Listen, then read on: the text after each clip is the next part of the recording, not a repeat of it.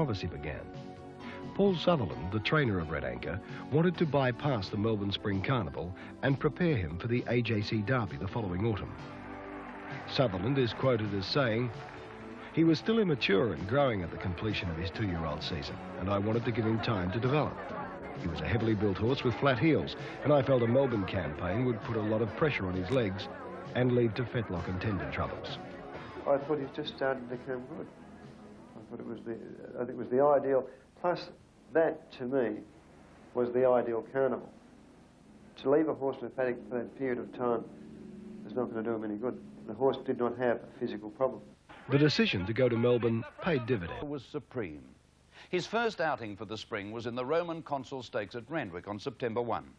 The race had a special significance because it was the colt's first start since being transferred to Tommy Smith, and his clash was to be with Royal Troubadour, trained by Paul Sutherland, who had prepared Red Anchor the previous season. By Red Anchor on the outside as they swing into the straight, and Red Anchor went to the lead at the foot of the rise from Royal Troubadour. They've kicked away from Skydrop. They're followed then by Movie Maker under the whip. Inspired is giving them a long start and is under the whip, and Deal is putting in a run. But it's Red Anchor now being taken on again by Royal Troubadour. But Red Anchor's about a neck, now a half length in front at the 50, and Red Anchor's in front of Royal Troubadour and will win. And Red Anchor has beaten Royal Troubadour. Deal After that race, The first race of significance is held on September 1 at Sandown.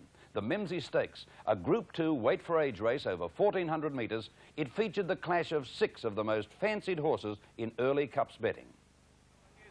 But the Tasmanian mare Bowmistress in front, Skelton getting everything out of King Delamere, starting to come home well. It's Bowmistress a half length to King Delamere at the 100-metre mark. King Delamere gradually getting the better of Bowmistress, put its head in front. Skelton riding hands and heels, and King Delamere's won the Memsies by a little over a length. Great go for the minor placings, nearly a dead heat. The efforts of King Delamere and Alibi saw them both firm sharply in Cups betting, although the AJC Derby winner Prolific was still favourite for the Caulfield Cup. Prolific put that position on the line at Flemington a week later in the Group 2 Craigley Stakes.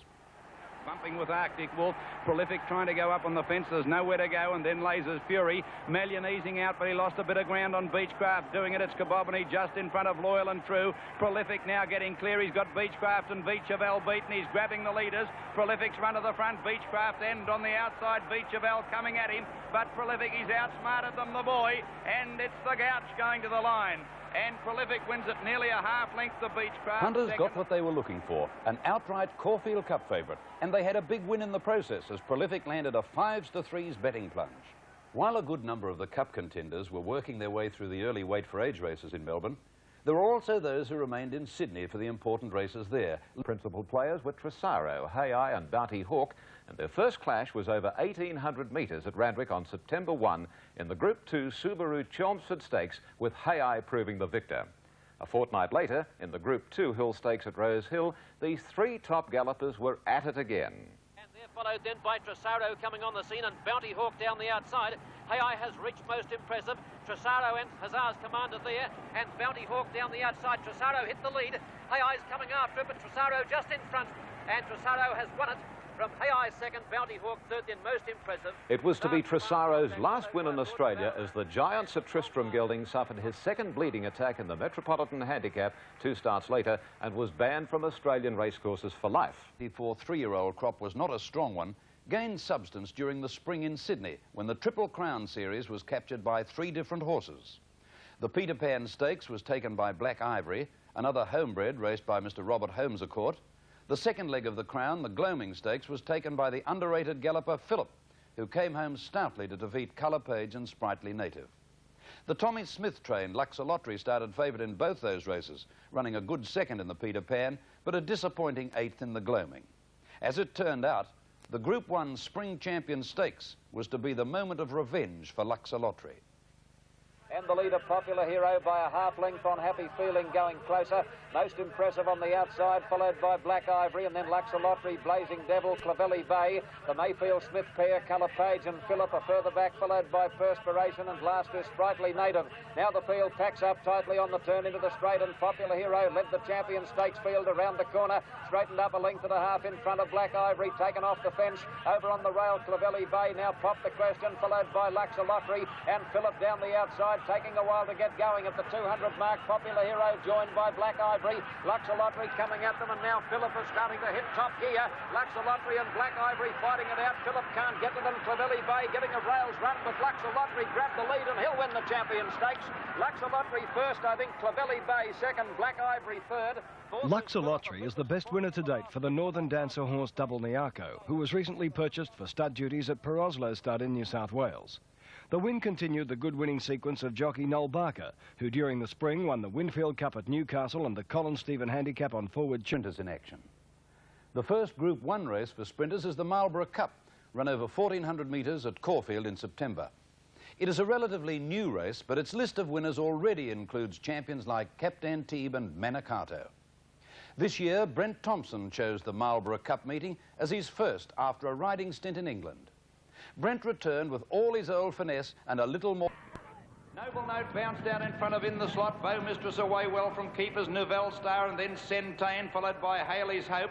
Copper Rocket a little further back in the field with Bullion Broker, Pride of Kalina, and they were followed by Noble Note. Handsome Seattle round the outside from Haley's Hope. They're followed by, behind those horses, Gold Kildare and then Keepers and Copper Rocket. 700 to go near the turn. Pride of Kildare and Nick in front of King Phoenix. Wonder Bullion Broker. Red Tempo going up 4 deep. Bow Mistress getting a beautiful run on the inside. Novell Star trap wide. Centane in the centre. A length and a half. Final Affair in the slot. Noble Note, Ranger Sun, Royal Troubadour. On the corner, 450 out now, and it's on the inside. Pride of Kalina, King Phoenix and Red Tempo in line. Bow Mistress looking for the run from Centane. Wider out on the track. Ranger Sun trying to wind up. In the straight they race now, and Pride of Kildare, King Phoenix in front of Centane. Bow Mistress can't get out. Red Tempo there and Nouvelle Star wider out. 4 of them in line with 100 metres to go now. King Phoenix put his head in front. King Phoenix just the leader from Pride of Kalina, and King Phoenix wins the Marlborough Cup. About a neck to Nouvelle Star second, maybe Pride of Kalina third. A great ride by Mick Gorham to win his second Marlborough Cup. But one couldn't help thinking that Nouvelle Star and Royal Troubadour both had more than their share of bad luck. King Phoenix is trained by Theo Howe. Weight for age Underwood Stakes, the former top 3-year-old Bounty Hawk underlined the strength of his lead-up form in Sydney. Next has had no luck in the run and going forward quickly. Bounty Hawk moved away from Prolific, is getting shuffled back as Alibi lost its place. Past the baton, sprinting round the outside from Moss Kingdom, Affinity and Prolific, last 5 lengths off the lead. 700 metres to go. Lasers Fury a half to El Dwayne. King Delamere 3 deep on the outside of them. Greatness is moving up 4 deep as they come to the corner now. And these horses having a great battle, and Bounty Hawk sitting in behind them. They were followed by Moss Kingdom and Prolific 2 lengths last. He's got to be far left. Round the turn with 500 to go. El Dwayne, Lasers Fury, King Delamere and Greatness 4 in line. Bounty Hawks bolting looking for a run. They were followed then on the outside by Alibi and Prolific pull to the outside. In the straight, King Delamere took the lead from Greatness. Here's Bounty Hawk going for the split. King Delamere, Greatness and Bounty Hawk getting out. It's Bounty Hawk charging to the leader near the line. King Delamere and Bounty Hawk rides away. He'll win by 3 parts of a length to King Delamere. Greatness third. Just behind him was... May have noticed Alibi toiling back in 9th place in Bounty Hawk's Underwood Stakes. The reason for that below-par performance was that Alibi had sustained a minor injury which set back his training for a few days. Red Anchor and Royal Troubadour headed to Melbourne for the Classics. Royal Troubadour made short work of top 3-year-olds in the Group 2 Ascot Vale Stakes. And in the Moonee Valley Stakes, Red Anchor did it this way. Gallery and Fothers coming again on the rails. Red Anchor straight up 100 out, grabbed the lead, and Red Anchor's too good. He's coming away in the concluding stages. Red Anchor wins by a length and a half. Lord of Camelot. The Moonee Valley Stakes was the first of the tricks because A, it was the valley, B, he's the type of horse that I didn't think would suit a tight turning track, and then the Kiwis were spruiking Fothers, how clever it was, and it was a hot 2-year-old, and probably why they bet 3 to 1. So we did have a bit of a crack at that day. Probably the best price he's ever been. And won. And that delighted that he won. I mean, Mick didn't come down to ride the horse because he didn't think he'd win either. Sydney and Brisbane later in the season. The first of the big fillies races is the Flight Stakes at Randwick on September 29.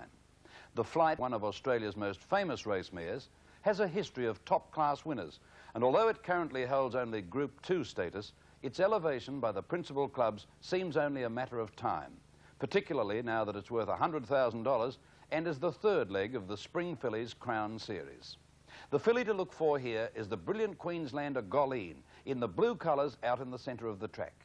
Princess Jacinda went to walk with Kings.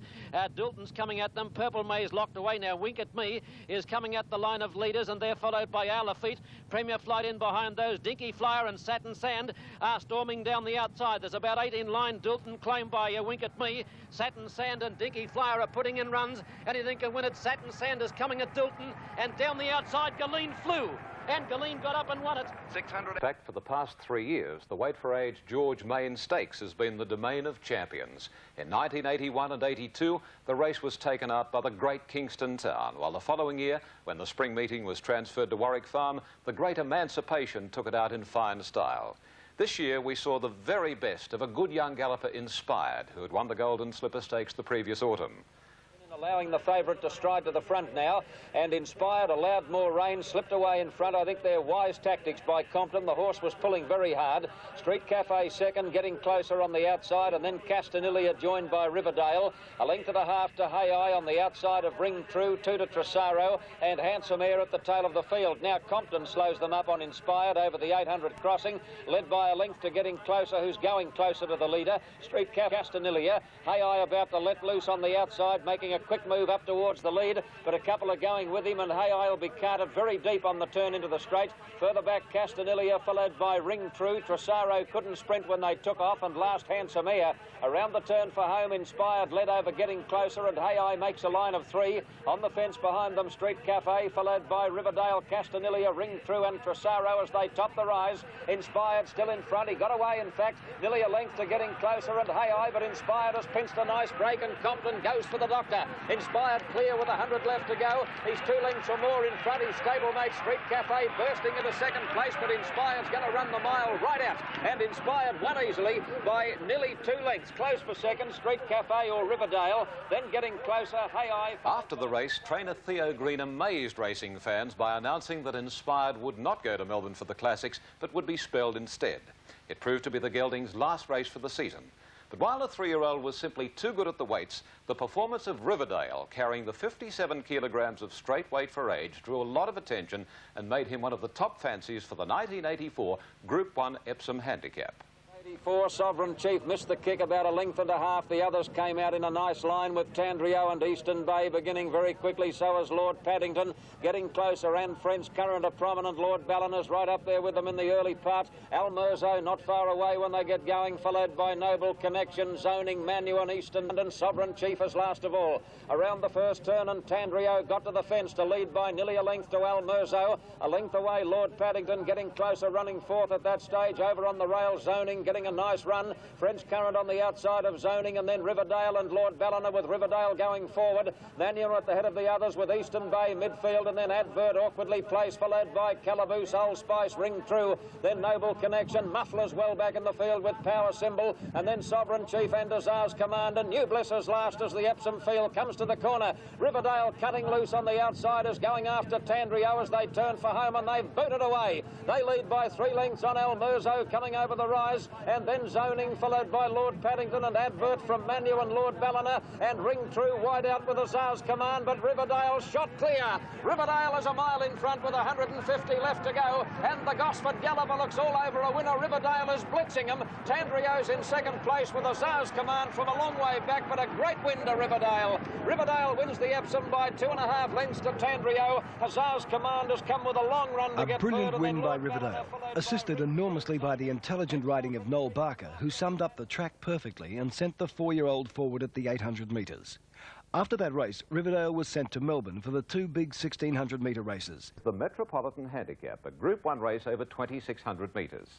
The Metropolitan saw Sydney's high-class stayer Hay Eye attempting to win the race for the 2nd successive year.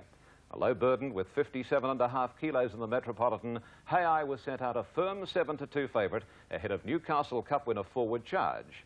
The presence of the New Zealand mare Koiro Corrie May, the Victorian Fox Seal and the proven stayer Tresaro ensured that the 1984 Metropolitan Handicap would be a memorable one. Gates open. Off and running, it looked a good start. The early leader, nobody's keen to be. Lance Lotto taken to the front now by Dittman and led narrowly over Our Compromise and Lost Valley. Hawaiian Rain on the fence in a prominent spot, 400 mark, and Lance Lotto led by a half length on Our Compromise, going closer. Barker giving forward charge the run of the race, and G's travelling well. About 2 lengths then. I had a lovely run all the way. Everything went right all the way. I had a trouble-free run with a big weight, and that was, you know, the main thing really. That when you've got a big weight on you, that you can have a trouble-free run. And that's exactly what happened, and everything went right, and I didn't have to sort of put the real acid on him till the 200 metres, and then he went on and won nicely. Putting in his run down the outside and further back Tresaro as they come to the 200 mark. Our Compromise, the leader. Hay-Eye's having a struggle to get to him. Quinton's gone for the whip. Hay-Eye coming at Our Compromise. Hay-Eye grabbed the lead close to home from Our Compromise. Hay-Eye just in front. He's going to win the Metropolitan. Quinton throwing everything at him, and Hay-Eye got there his second straight Metrop by a half length to Our Compromise, with Fox Seal a great third.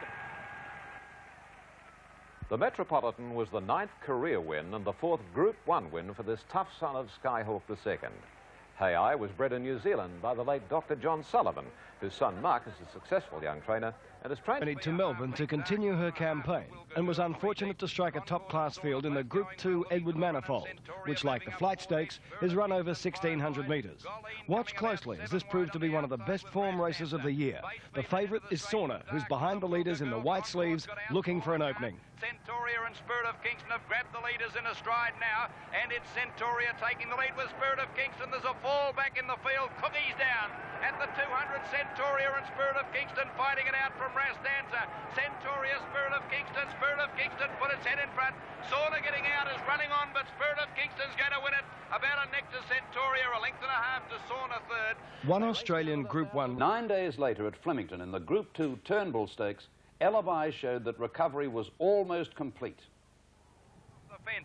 It's Alibi, just got his head in front of Eldwain, 300 to go with Beechcraft coming at them, and Miss What a Nuisance is trying to come home, doing not much. It's Alibi, just got his head in front, Eldwain fighting back doggedly. Alibi a half head in front in a bobber, Eldwain coming at him on the line, Alibi, Eldwain. Oh, nearly a dead heat, Alibi, Eldwain.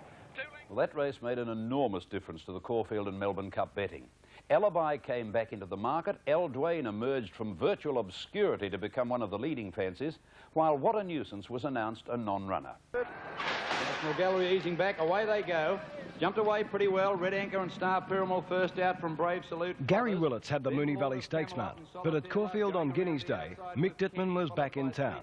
Punters and bookmakers agreed that Red Anchor looked a class above his fellow 3-year-olds, and accordingly, the colt was sent out an even money favourite for the Group 1 Caulfield Guineas. At the 1200 over the hill now, and Kentish led a length to Star Pyramid and Street Cafe, a length and a half then to Brave Salute. Half a length to Red Anchor on the rails, a length then to Fathers and Solitaire Love, a length and a half Luxor Lottery. There's no pace on, surprisingly. Then Lord of Camelot, Spirit of Kingston, Clovelly Bay pulling hard on the outside from Pan Am and Richfield's Lad and National Gallery. Going down towards the 800 and the leader Kentish, a length and a half Street Cafe, a Nectar Star Pyramid. 1.5 Brave Salute, got Red Anchor snookered on his inside, a length and a half Fathers and Solitaire Love. 2.5 lengths Luxor Lottery, Lord of Camelot, Clovelly Bay, a length Spirit of Kingston, a long way back with Paname. National Gallery is last coming to the turn, and Richfield's Lad second last.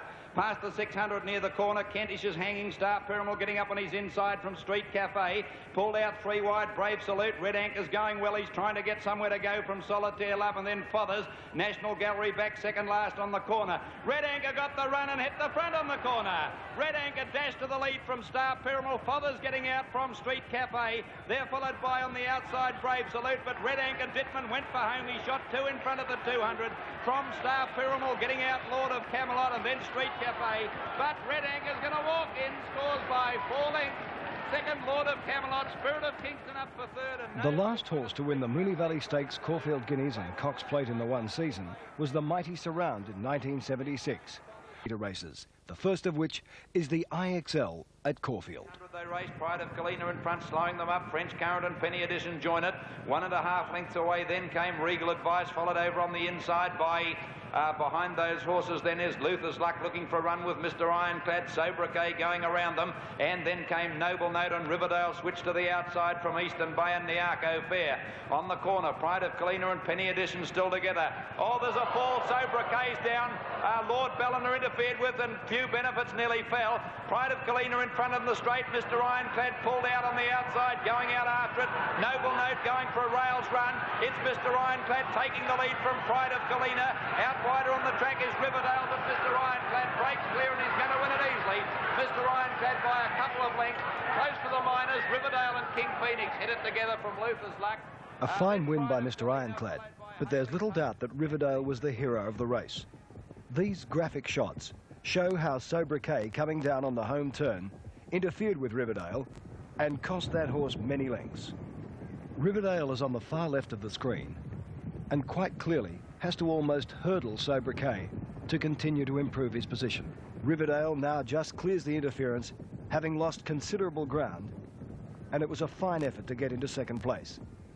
The fall ended the promising Sobriquet's career, and his jockey Philip Alderman spent many months out of the saddle, but has now made a complete recovery.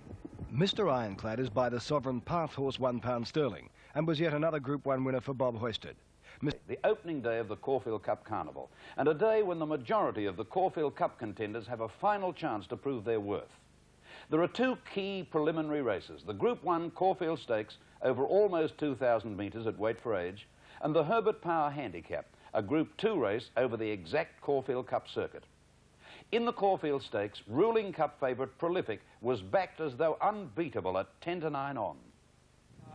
3 parts to Fountain Court, 1.25 lengths to King Delamere, 3 parts to Prolific, 1 off the fence and 1.5 lengths Beechcraft. Past the 1,000 towards the 800. Wholesome again set going in front, about 2 lengths to Alibi. 1.5 lengths Hay I, a half Fountain Court, 1.5 King Delamere locked up on the inside of Prolific, and 1.5 lengths to Beechcraft. 5 lengths covered them now, 600 to go. It's Wholesome being niggled at with Alibi moving up to his girth. Prolific moving around them, 3 deep on the outside from Hay I, Fountain Court. King Delamere's got snookered and Beechcraft going up to follow Prolific. Alibi grabbed Wholesome at the 500. They're on the corner, 1 length to Prolific, and Beechcraft went up to join Prolific. Then 1 length to Hay I, Fountain Court, and 2 to King Delamere. Prolific pushes out on Beechcraft into the straight. Alibi the leader, Prolific and Beechcraft coming at it from Wholesome. Hay I trying to get through at the 200-metre mark. Prolific raced up to Alibi. Beechcraft can't go with them. It's Prolific and Alibi, nothing between them. Alibi fighting back ahead in front of Prolific. Alibi's holding Prolific. He's coming away, and Alibi's running away to win it. 1.5 lengths Prolific. Beechcraft third, King Delamere flashed. A tremendous win by Alibi, one which gave Prolific absolutely no excuses. But the running of the Herbert Power Handicap gave the Caulfield Cup a completely new dimension. Griggy is done for with 200 to go. Affinity joined Eldwain. They're fighting it out from Colonial Flag. Eldwain still ahead in front. Affinity trying to get to it. Colonial Flag coming over the lot of them. Colonial Flag joining in on the line. Will it get up in time? Yes. Colonial Flag's won it. A half head to Affinity and a nose to Eldwain. Fourth, Beaver Boy from Azar's Command. Then Secured Deposit, followed by Blessings. So now everything was in readiness for the 1984 Foster's Caulfield Cup, the world-famous brewing company sponsoring the race for the first time. Total prize money for the race was $325,000. Prolific's defeat by Alibi the previous week saw that horse fall from favour, and Alibi displaced him as Cup favourite. Bounty Hawk, back at Caulfield, where he'd won the Underwood, was heavily supported, as was Colonial Flag, with Brent Thompson replacing the stable's number 2 rider, Michael Clark. King Delamere, a weight-for-age winner with 5.5 kilos under the scale, was the tip on weights, while the Herbert Power form demanded that Affinity and Eldwain remain under notice. Lost a length over on the inside. Cabobany and Bounty Hawk well away with Beaver Boy. Wider out on the track, used the space, and Colonial Flag, and also up there King Delamere. They're followed by Eldwain, and Abbott's being booted along over on the outside. Alibi back in about the middle of the field. It's a fast run to the judges' box. Cabobany joined by Use the Space, and a half length to King Delamere, and Abbott's up running fourth. 1.5 to Eldwain. He's got over 1 off the fence. Hay I on his inside from Colonial Flag. Alibi 3 deep from Beaver Boy. Then a length to Bounty Hawk, followed by Fountain Court, Hussar's Command, Prolific on the rails from Fox Seal, and then Affinity. 2 lengths Admiral Lincoln, Favoured in an evenly run cup. 2 lengths to King Delamere third, and then 2 lengths to El Dwayne, moving fast, used the space. A length and a half further back, Alibi over on the outside of Hay Eye, and a couple of lengths then to Colonial Flag. They were followed by Beaver Boy over on the inside with Fountain Court, 2.5 lengths to Bounty Hawk, then a length and a half Hussar's Command, Prolific, and 2 lengths to Affinity commencing a run. It was followed by Fox Seal, Mapley Heights under the whip, and then came Look Aloft and Admiral Lincoln. They've got about 700 to go in the cup. And here Abbott took over from Cabobany. King Delamere's tackling the leader, and El Dwayne's running a big race. Alibi 3 deep, making ground from Fountain Court, and they're followed by Colonial Flag, Hussar's Command. Hay Eye on the inside of them, and then back behind them, Bounty Hawk and Prolific looking for a run. On the turn, King Delamere swept to the lead with El Dwayne tackling in from Alibi out 3 deep. They were followed by Fountain Court, but it's King Delamere in front, a length and a half into the straight. El Dwayne trying to peg him back from Alibi, and then came Abbott, Colonial Flag trying to get out. Here comes Affinity down the outside and battling on Bounty Hawk. It's still on the inside, King Delamere with El Dwayne. Wide around Bounty Hawk and Colonial Flag getting a split, and Affinity's doing better than them all. Affinity on the outside, finishing best. He's won at Affinity and next to Bounty Hawk.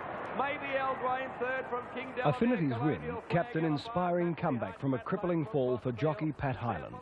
The rangy Zamazan gelding was trained to the minute by Jim Maloney and represented a significant victory for owner Mr. Norman Carline, whose company ANZ Bloodstock has been a heavy investor in the Australasian industry in recent years. The Spring Racing Carnival takes... Lover Kiss very slow, missed it about 2 or 3 lengths out wide. Concord and Naliska took a while settling down, and Dinky Flyer first out from Christmas Hamper. Cara's Girl showing pace, and Centauria the outside has gone up quickly with Dalton to be handy. The 1,000 Guineas at Caulfield is one of the most important classics on the calendar. Every year a top-class filly wins this race, and in 1984 all of the best fillies were on hand. As you saw in the manifold, Sauna was unlucky when her rider Darren Gorsey was disappointed for an inside run. Accordingly, Sauna and Spirit of Kingston were sent out equal favourites at 5-2. Outside, a length to Hasty Hermes, followed by Cookie, and then Owl of Feet. Behind them is Premier Flight and Naliska, a length and a half to Try Shell, followed by Lover Kiss, Christmas Hamper, and Lars Concord. 800 out now, and Dinky Flyer is inclined to hang, has gone up on the outside. The boys in a bit of trouble in it, I think. Sauna's gone up now to be second with Cara's Girl. Dalton taken off the fence. Ras Dancer sitting in behind them with Wink at Me. 2 lengths to Centauria. Spirit of Kingston going round the outside. Then Hasty Hermes, a couple to Golleen, and they're followed by Cookie, Naliska, and then came Lover Kiss from Owl of Feet. On the corner, and Sauna has taken the lead.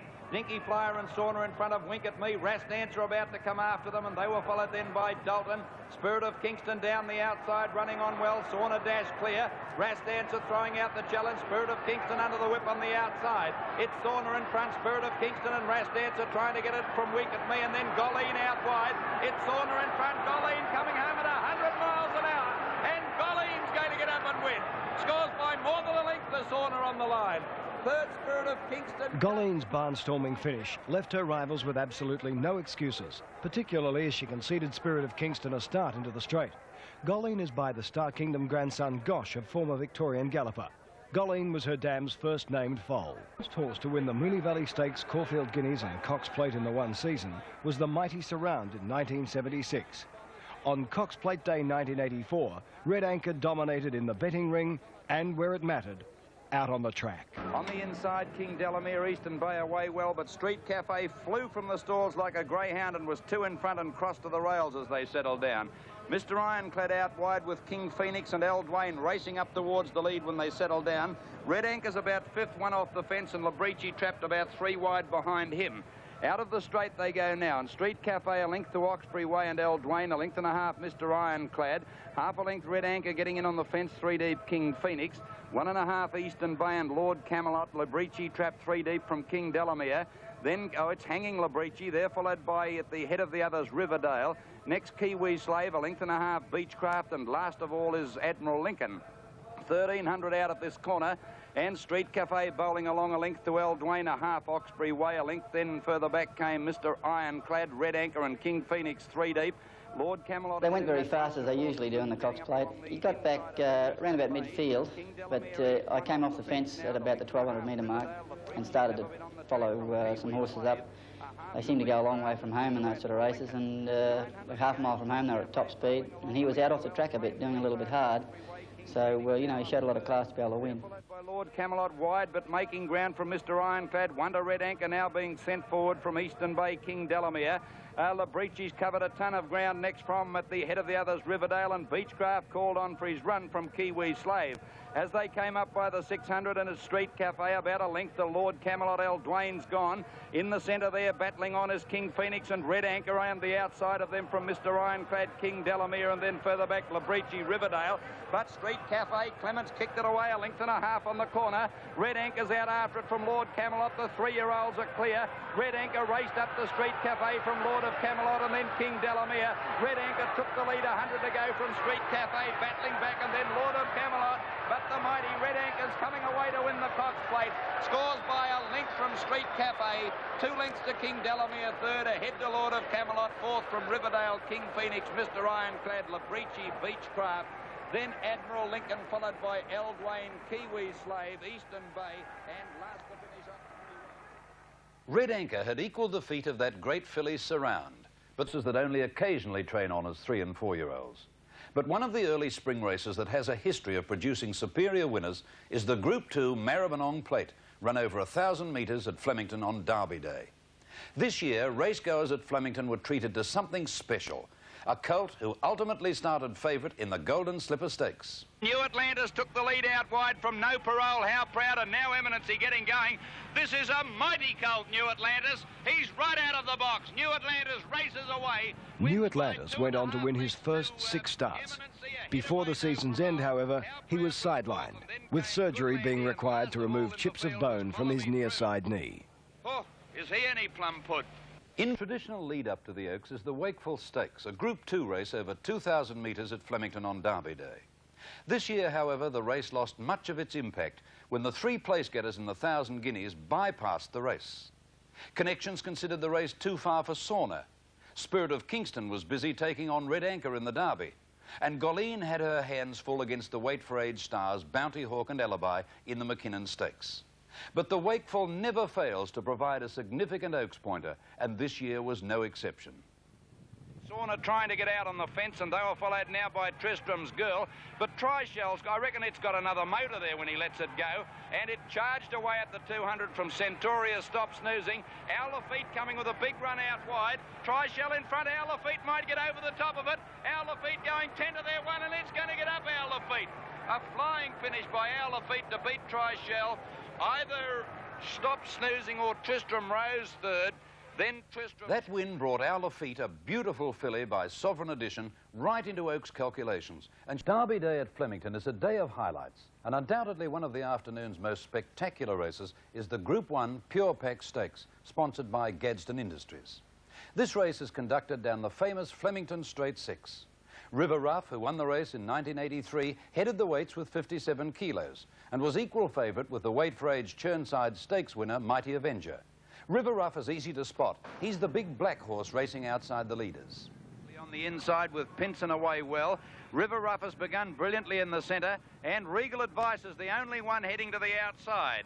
Worth is going across towards the inside, so on the outside... And he's able to sprint quick when you ask him, because he travels so well in the race. He's also won a William Reid here at Moonee Valley, and he done the same first up, and he was just a class horse. He's a very good horse. Outside, Regal Advice at that crossing was level with the leaders. Foystan narrowly from River Rough and Fixed Flash at the 500. Royal Troubadour looking for the way out. Worth on the outside. Mighty Avenger trying to get out also from Pin Sun. Then Red Tempo, Show Moran locked up from Muffler, and Regal Advice under the whip on the outside. River Rough looks to be cantering alongside this leader at the 300, Foystan. Royal Troubadour's locked in a pocket from Pinson. Gauchi says go now on River Rough. He gets to the lead from Foystan. Royal Troubadour, he's let it out from Pinson. It's River Rough in front though as they get near the post, and he'll win. River Rough scores a half length of Pinson. The Flying Show Moran might have got third just in front of Royal River Rough is the best son of the imported stallion Brigand, an American-bred horse with an all-Australian pedigree. River Rough is trained by Bob Hoisted and was ridden in both his Pure Pack wins by Darren Gauchi. Had equalled the feat of that great filly Surround, but there was no precedent in modern times for a horse to add the Victoria Derby to those group wins. In 1969, Darrell's Joy won the Moonee Valley Stakes, the Cox Plate and the Derby. but bowed to the might of Vane in the Caulfield Guineas. In 1973, Taj Rossi won the same 3 races, but hit his head against the starting stalls when fourth to Grand Sidium in the Caulfield Guineas. In the 1984 Derby, National Gallery, a Sir Tristram colt trained by Colin Hayes, was heavily backed to beat Red Anchor. Was the money on target, or merely the product of some wishful thinking? Torrid balked at the start and lost about 3 lengths, and Gold Deck and Calenza first out from Lord of Camelot, Red Anchor. Spirit of Kingston being smothered up with Clovelly Bay, and on the outside Luxor Lottery, then National Gallery, and so Torrid picked up the field in last place. Out of the straight, Calenza the pacemaker led about 3 parts of a length to Luxor Lottery. A length and a half further back then came Gold Deck. 2 lengths to fourth is Red Anchor. A length and a half Lord of Camelot and Clovelly Bay. A length and a half National Gallery. A half length the Spirit of Kingston, and last so Torrid. They pack up now, 700 out. We'll find out who can stay. Calenza and Gold Deck. 2 lengths to Luxor Lottery. A half to Red Anchor moving up on the outside. National Gallery's got up behind it now from Clovelly Bay, still last into the straight, Spirit of Kingston. 400 to go. Gold Deck and Calenza with Red Anchor about to tackle them and quickly grabbed them and took the lead. Red Anchor's in front. National Gallery's the challenger. He's had to go for the whip on National Gallery, though. Then came Clovelly Bay and Spirit of Kingston, but go Red, and look at him go. Red Anchor racing away. 4, 5, 6 in front of National Gallery. Then Clovelly Bay and Gold Deck. But little Red Anchor's going to trot in the Derby. Wins pulling up by 4.5 lengths to National. About to tackle them and quickly grabbed them and took the lead. Red Anchor's in front. National Gallery's the challenger. He's had to go for the whip on National Gallery, though. Then came Clovelly Bay and Spirit of Kingston. But go Red, and look at him go. Red Anchor racing away. 4, 5, 6 in front of National Gallery. Then Clovelly Bay and Gold Deck. But little Red Anchor's going to trot in the Derby. Wins pulling up by 4.5 lengths to National Gallery. 2 lengths away third, Clovelly Bay from Gold Deck. And so history was made, and Red Anchor did it in devastating style. Red Anchor's performance in this race was probably the performance of the year, especially when one considers how powerfully National Gallery confirmed the form when he went to Perth. Some have said that the 1984-85 crop of 3-year-olds was not of the standard of previous years. Perhaps so. But there's no doubt that Red Anchor would have been right at home with the very best classic 3-year-olds. To me, he did everything for me, I must admit. I mean, to me, racing, if they said every year for 15 or 20 years, if you ever had to win a race in Australia, what would you like to win? And I used to say, the VRC Derby. Not the AJC Derby, or the Cox Plate, or a Melbourne Cup, or a Slipper. The VRC Derby, to me, epitomises racing. Meters. The 1984 McKinnon saw the clash of 4 prime cup contenders: Alibi, Bounty Hawk, Affinity and Colonial Flag. 600 out, Colonial Flag, a half to Alibi. Now coming out is Golleen and 4 deep. Bounty Hawks travelling very well at this stage. They were followed then by Labrici switching round their heels. Colonial Flag at the 400, a length to Alibi. Bounty Hawk looked to be coasting from Golleen, and Labrici working home on the outside. Colonial Flag still a neck in front. Alibi trying to get to it, and now Bounty Hawk called on. Golleen trying to get out, and then Labrici. It's Bounty Hawk racing up to the leader. Alibi took the lead. Bounty Hawk coming at it. Golleen hasn't got much room. Bounty Hawk got to Alibi. The 2 of them fight it out. Alibi won't give in. Bounty Hawk does best. Wins it a half neck to Alibi. A length to Golleen, a great run third. Bounty Hawk is the best member of the first crop of former international champion Balmerino, a winner of 22 races in 6 countries. This was the 5th Group 1 win in Bounty Hawk's career. Head towards the 800 metres, and Baglaga Boy still about a length now to Saddleback. 1.5 forward charge. The Dalgety attracted a much smaller field than usual, but one which carried the hopes and aspirations of 4 top Melbourne Cup prospects. As we join the Dalgety field before they turn for home, watch for Chagamar in the blinkers in 4th place, Black Knight in the maroon with white Maltese cross, and Fox Seal in the orange colours, who is last to the home turn. From forward charge, Chagamar 4 deep, then Black Knight. Next in the field, Look Aloft and Fox Seal. He's missed the bus, I reckon. Down to the 300, Chagamar out wide has gone up to join Saddleback, and forward charge fighting on. Then Baglaga Boy, Black Knight to the outside, Look Aloft. Now he's off on Fox Seal, too late. Chagamar and Saddleback fighting back desperately on the inside. It's just in front. Chagamar draws level from forward charge. Chagamar put its head in front. It's close. Chagamar's one at a nose. Saddleback a length away, Black Knight. Chagamar is yet another group winner by the former tough French stayer Zamazan. Chagamar's racing career ended in tragedy as the gelding was blinded in a freak accident toward the end of April and had to be put down. For query. The $500,000 Melbourne Cup was run under clear skies on a fast track and before a crowd of 83,250, plus an estimated 50 million on an international television network through Channel 10 in Melbourne. The top fancies, Bounty Hawk, Affinity and Alibi, all received the expected huge support. But at the traditional call of the card on Cup Eve, the George Hanlon trained Black Knight was backed to win $800,000 in just 4 bets. Black Knight with Peter Cook booked to ride was again heavily backed on course to start equal third favourite at 10-1. We take you back to Flemington at 20 minutes to 3, the afternoon of Tuesday, November 6, for the running of Australia's greatest race, the 1984 Melbourne Cup. The light is on, the starter looks across and lets them go. And Secured Deposit began well with Forward Charge to the roar of the crowd from British. Bounty Hawk away nicely from Alibi, and wider out on the track, Lancelot already working up towards the lead with Rocky Ruler, and settling in behind them is Fountain Court. Logano back to the rear of the field, and Rose and Thistle well back early as they settle down. Onto the course proper the first time, Lancelot's in front with Rocky Ruler from British third on the fence and a length to Black Knight. Chagamar on the outside and Fountain Court caught about 5 deep from Alibi and hard-ridden last. They've got 1,300 to go, and Rocky Ruler 3 lengths to Lancelot. A length and a half British having the run of the race on the inside, and they were followed by Secured Deposit and Chagamar. 1 to Black Knight going forward, a length and a half Forward Charge, 2 lengths to Fountain Court, Rose and Thistle. 1 to Affinity out 3 deep with Alibi on the fence, a length Hussar's Command. They're followed by Bounty Hawk easing off the fence at this stage, and then Mapley Heights to the outside of Past the Baton.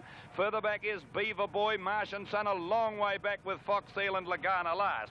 They're coming to the turn with 700 to go in the Cup. And Rocky Ruler kicked away to be 5 lengths in front of British, getting up on the inside now from Lancelot. Chagamar to the outside. 2 lengths to Black Knight, Forward Charge, Secured Deposit. Affinity's out very wide and a long way back with Hussar's Command, and Bounty Hawk trying to get through on the fence. In the straight, Rocky Ruler at the 400, tackled by Chagamar from Black Knight. Then British, Bounty Hawk sneaking along the rails, and here's Rose and Thistle with a big run. Black Knight got to the lead with Chagamar at the 300 from Rocky Ruler. They're clear of Rose and Thistle at the head of the others, and then Mapley Heights running on. But it's Black Knight in front of the 200 from Chagamar. Mapley Heights running home well, but it's Black Knight's Melbourne Cup. He's drawing away to win by 2.5 lengths. Chagamar will run second from Mapley Heights, Rose and Thistle. Then Fox Seal from Affinity. Further back is Rocky Ruler, Lancelot. Behind them, Past the Baton, Secured Deposit, Fountain Court. Then Forward Charge, followed by British. Behind them,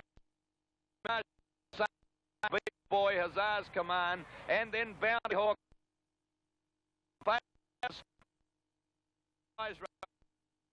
The Melbourne Cup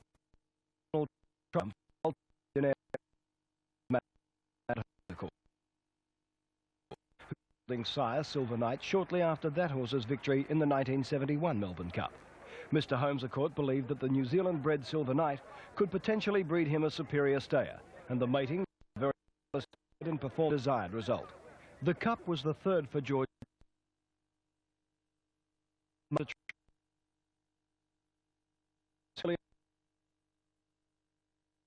Piping the second for Peter Cook.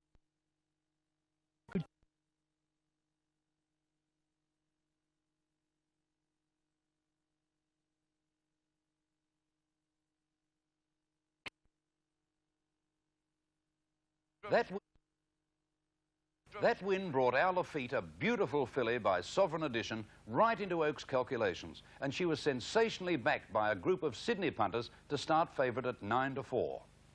Got away nicely. Now let's see, Golleen, he's still stuck out wide. He's going to go up towards the lead on Golleen. In fact, he's going to be in front of the judge. Golleen has gone to the lead as they swept out of the straight. From Poaka, well, there's a surprise. Third stop Snoozing.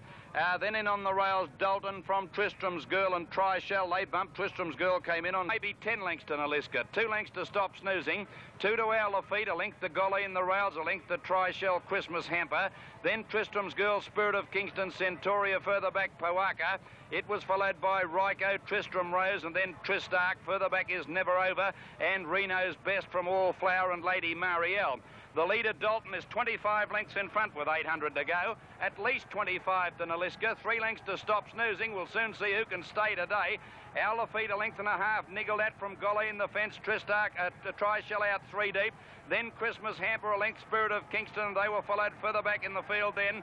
At the head of the rest, Reno's Best. The leader, Dalton, stopping badly and is only 2 in front of Naliska as they turn for home. Naliska's quickly grabbed it.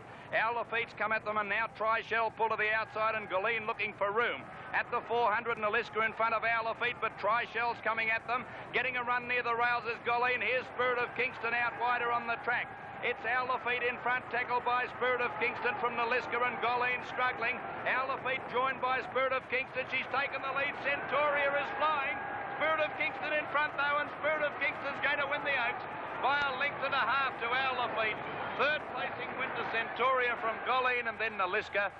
Tri-Shell. That wasn't the last we'd see of Spirit of Kingston for the season. Far from it. But while she was the star of the spring in Melbourne...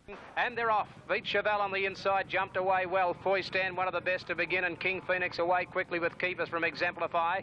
Further back in the field, then came Riverdale. Around the outside goes Old Spice. Riverdale's Epsom win and his unlucky second in the IXL made him look one of the best bets of the VRC Spring Carnival in the $120,000 Group 1 Ampol Stakes, formerly known as the George Adams.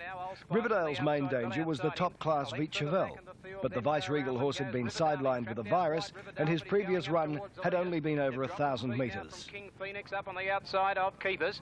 2 then to Veet Cheval, tucked away on the inside of Mr. Ironclad.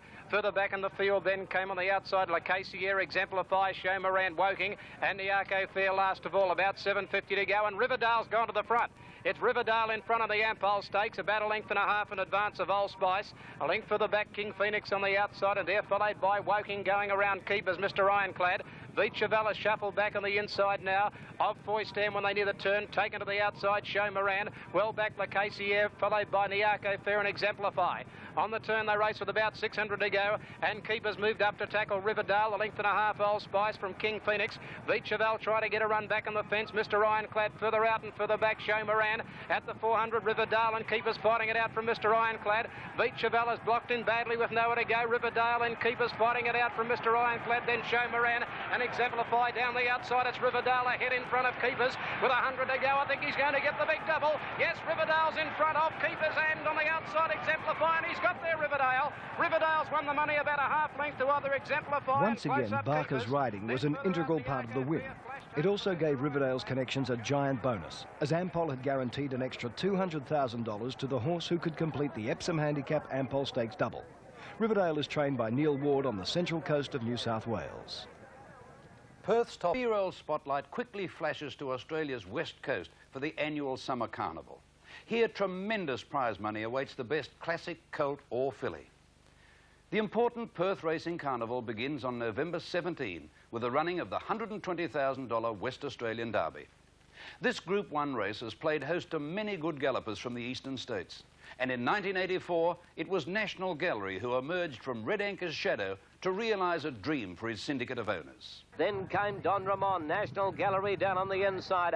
Well, when I come to the half mile, the horse that had a big following over there, a horse called Impatune, I think it was. Well, anyway, he'd made a run, and I sort of, I'd sort of been able to ride the little old black horse pretty quietly because, as I say, through getting there for 5 minutes, you know, only being there, so I wanted to give him an easy run. And anyway, I just urged my little bloke forward, firstly in the sense of, were, you know, tracking this Impatune, but I collared him after I got round the corner, mate, and he just donkey licked him. For away to Moonwalker. Here comes National Gallery with their old-time runner. They're followed by Gypsy Blood and Sir Great. Into the stretch, it's Importune and National Gallery. National Gallery went to the leader. Importune boxing back on the inside. National Gallery, Importune. National Gallery going the better at the moment. Mickey Mallion's given it a hit with a whip, and it's going on to score a great win. National Gallery goes down to win the Western Australian Derby. Second was Importune. Third on stage just ahead. National Gallery was a brother to Caulfield Guineas and Victoria Derby winner Grosvenor, being by Super Sire Sir Tristram from the Hermes mare My Tricia. Tragically, it was National Gallery's last win. The colt collapsed and died during the running of the Rothwells at Ascot at his very next start. The Rothwells is a Group 1 weight for age race over 1,800 metres at Ascot and is the next race for 3-year-olds on their way to the Australian Derby. National Gallery was naturally enough favourite on the strength of his easy WA Derby win, but Importune's army of supporters assured him of comparable support. From the outside, Little Emma Jill's boxing on hard. Mr. Efficient going back, getting up on the fence, Count Stork. There followed by Rosa Moss, Lord Bellinus threading its way through the field. Then came Buckshot Bandit, Sanitate off around the outside. And there followed further back to National Gallery. Importune's at the rear of the main pack, and My Serena on the corner in the rough wells of 84. Street Cafe to first for Homer. Down the outside, Count Stork's running on hard. Rosa Moss is coming home with a good run out wide. And also Importune was Sanitate. It's Street Cafe in front. They're trying to get him on the outside. Importune is coming home, and so is Sanitate with Mycerin and Buckshot Bandit. They go to the line. Camera.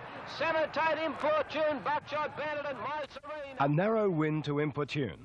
So with Red Anchor in the spelling paddock and National Gallery having died, the Australian Derby was a virtual $190,000 gift for Importune. Sir Great was possibly the best out, and Clements is angling to get across to the inside, and Sir Great's going to take up the running in the early stages.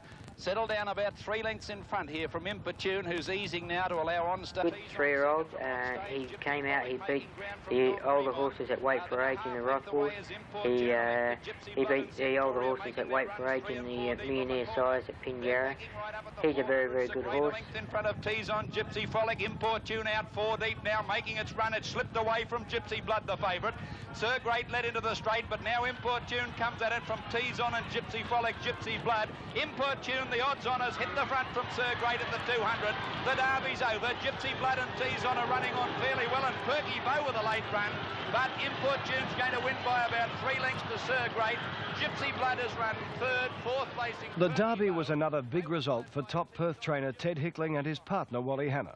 The colt was perfectly handled by leading WA rider Rod Kemp, and because Perth's top mile race is the Railway Stakes, which, with the sponsorship from the Swan Brewery, offers stake money of over $180,000.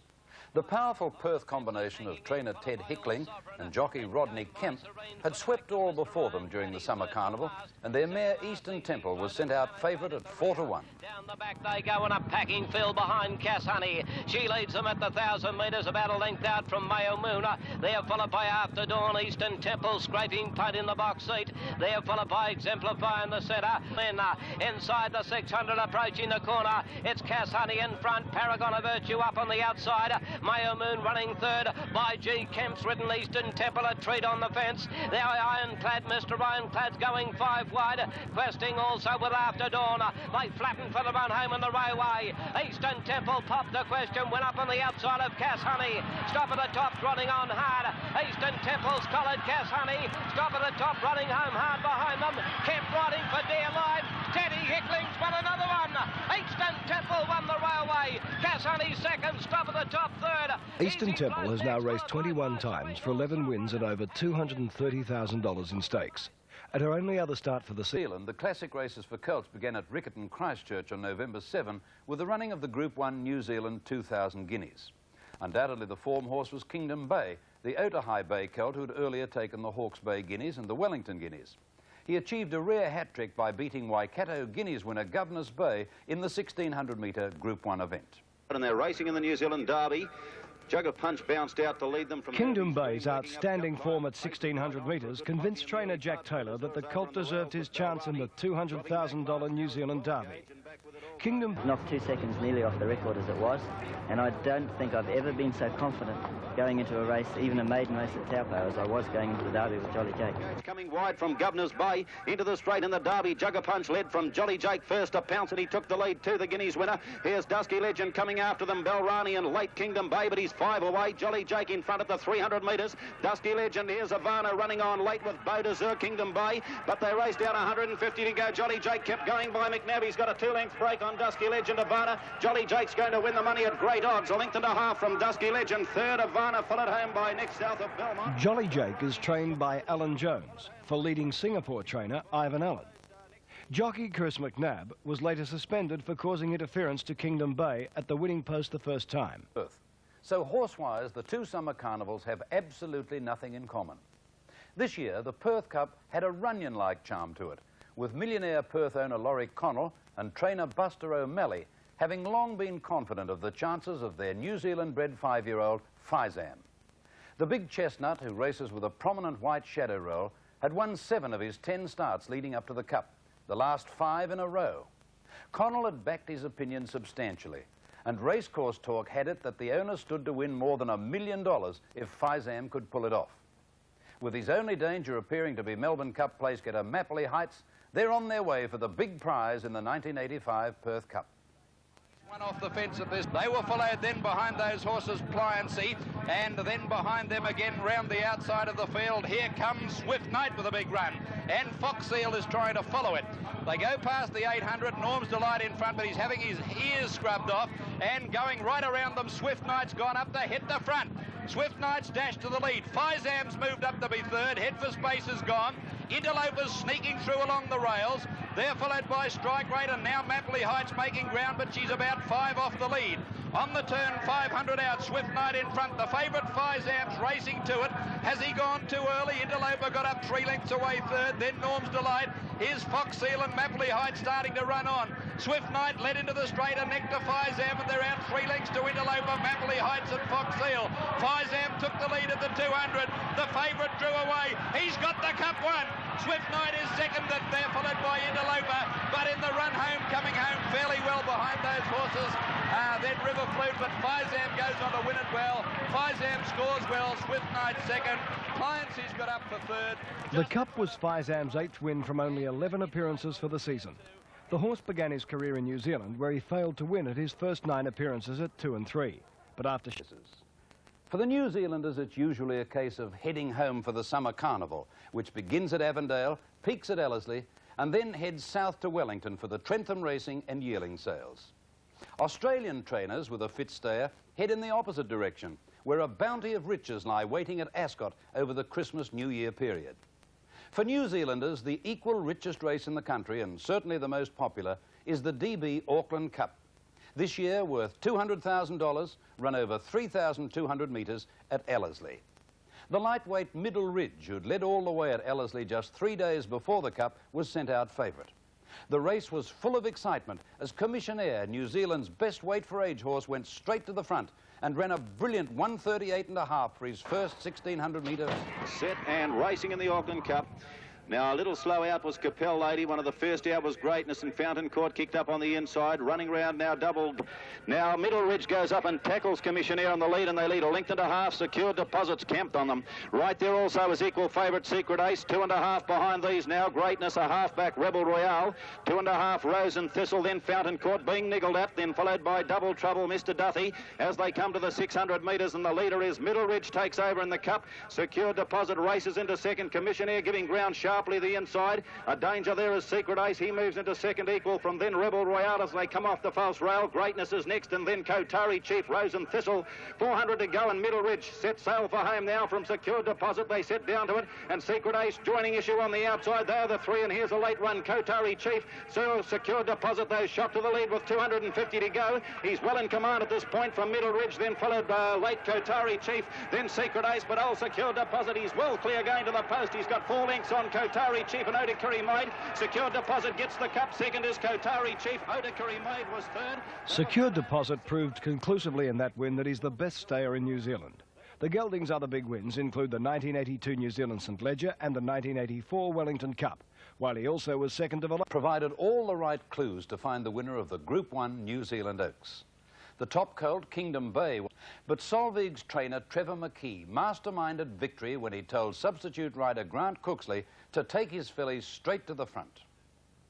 Favourite Ivana made a flyer, and she's up handy already. Followed out then, one or two of them copped a bit there. Solveig was pushed around a little bit, and so was Lucky's Last, these two, but Solveig has recovered quickly and taken the lead now from Ivana trailing.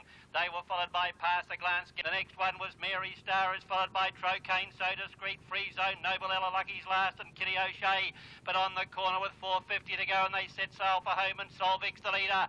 Ivana being angled out to make a run, followed by Kate Marie, and down the outside is Belvex, Majestic Angel, out Janie running on from Clover Waverley Door.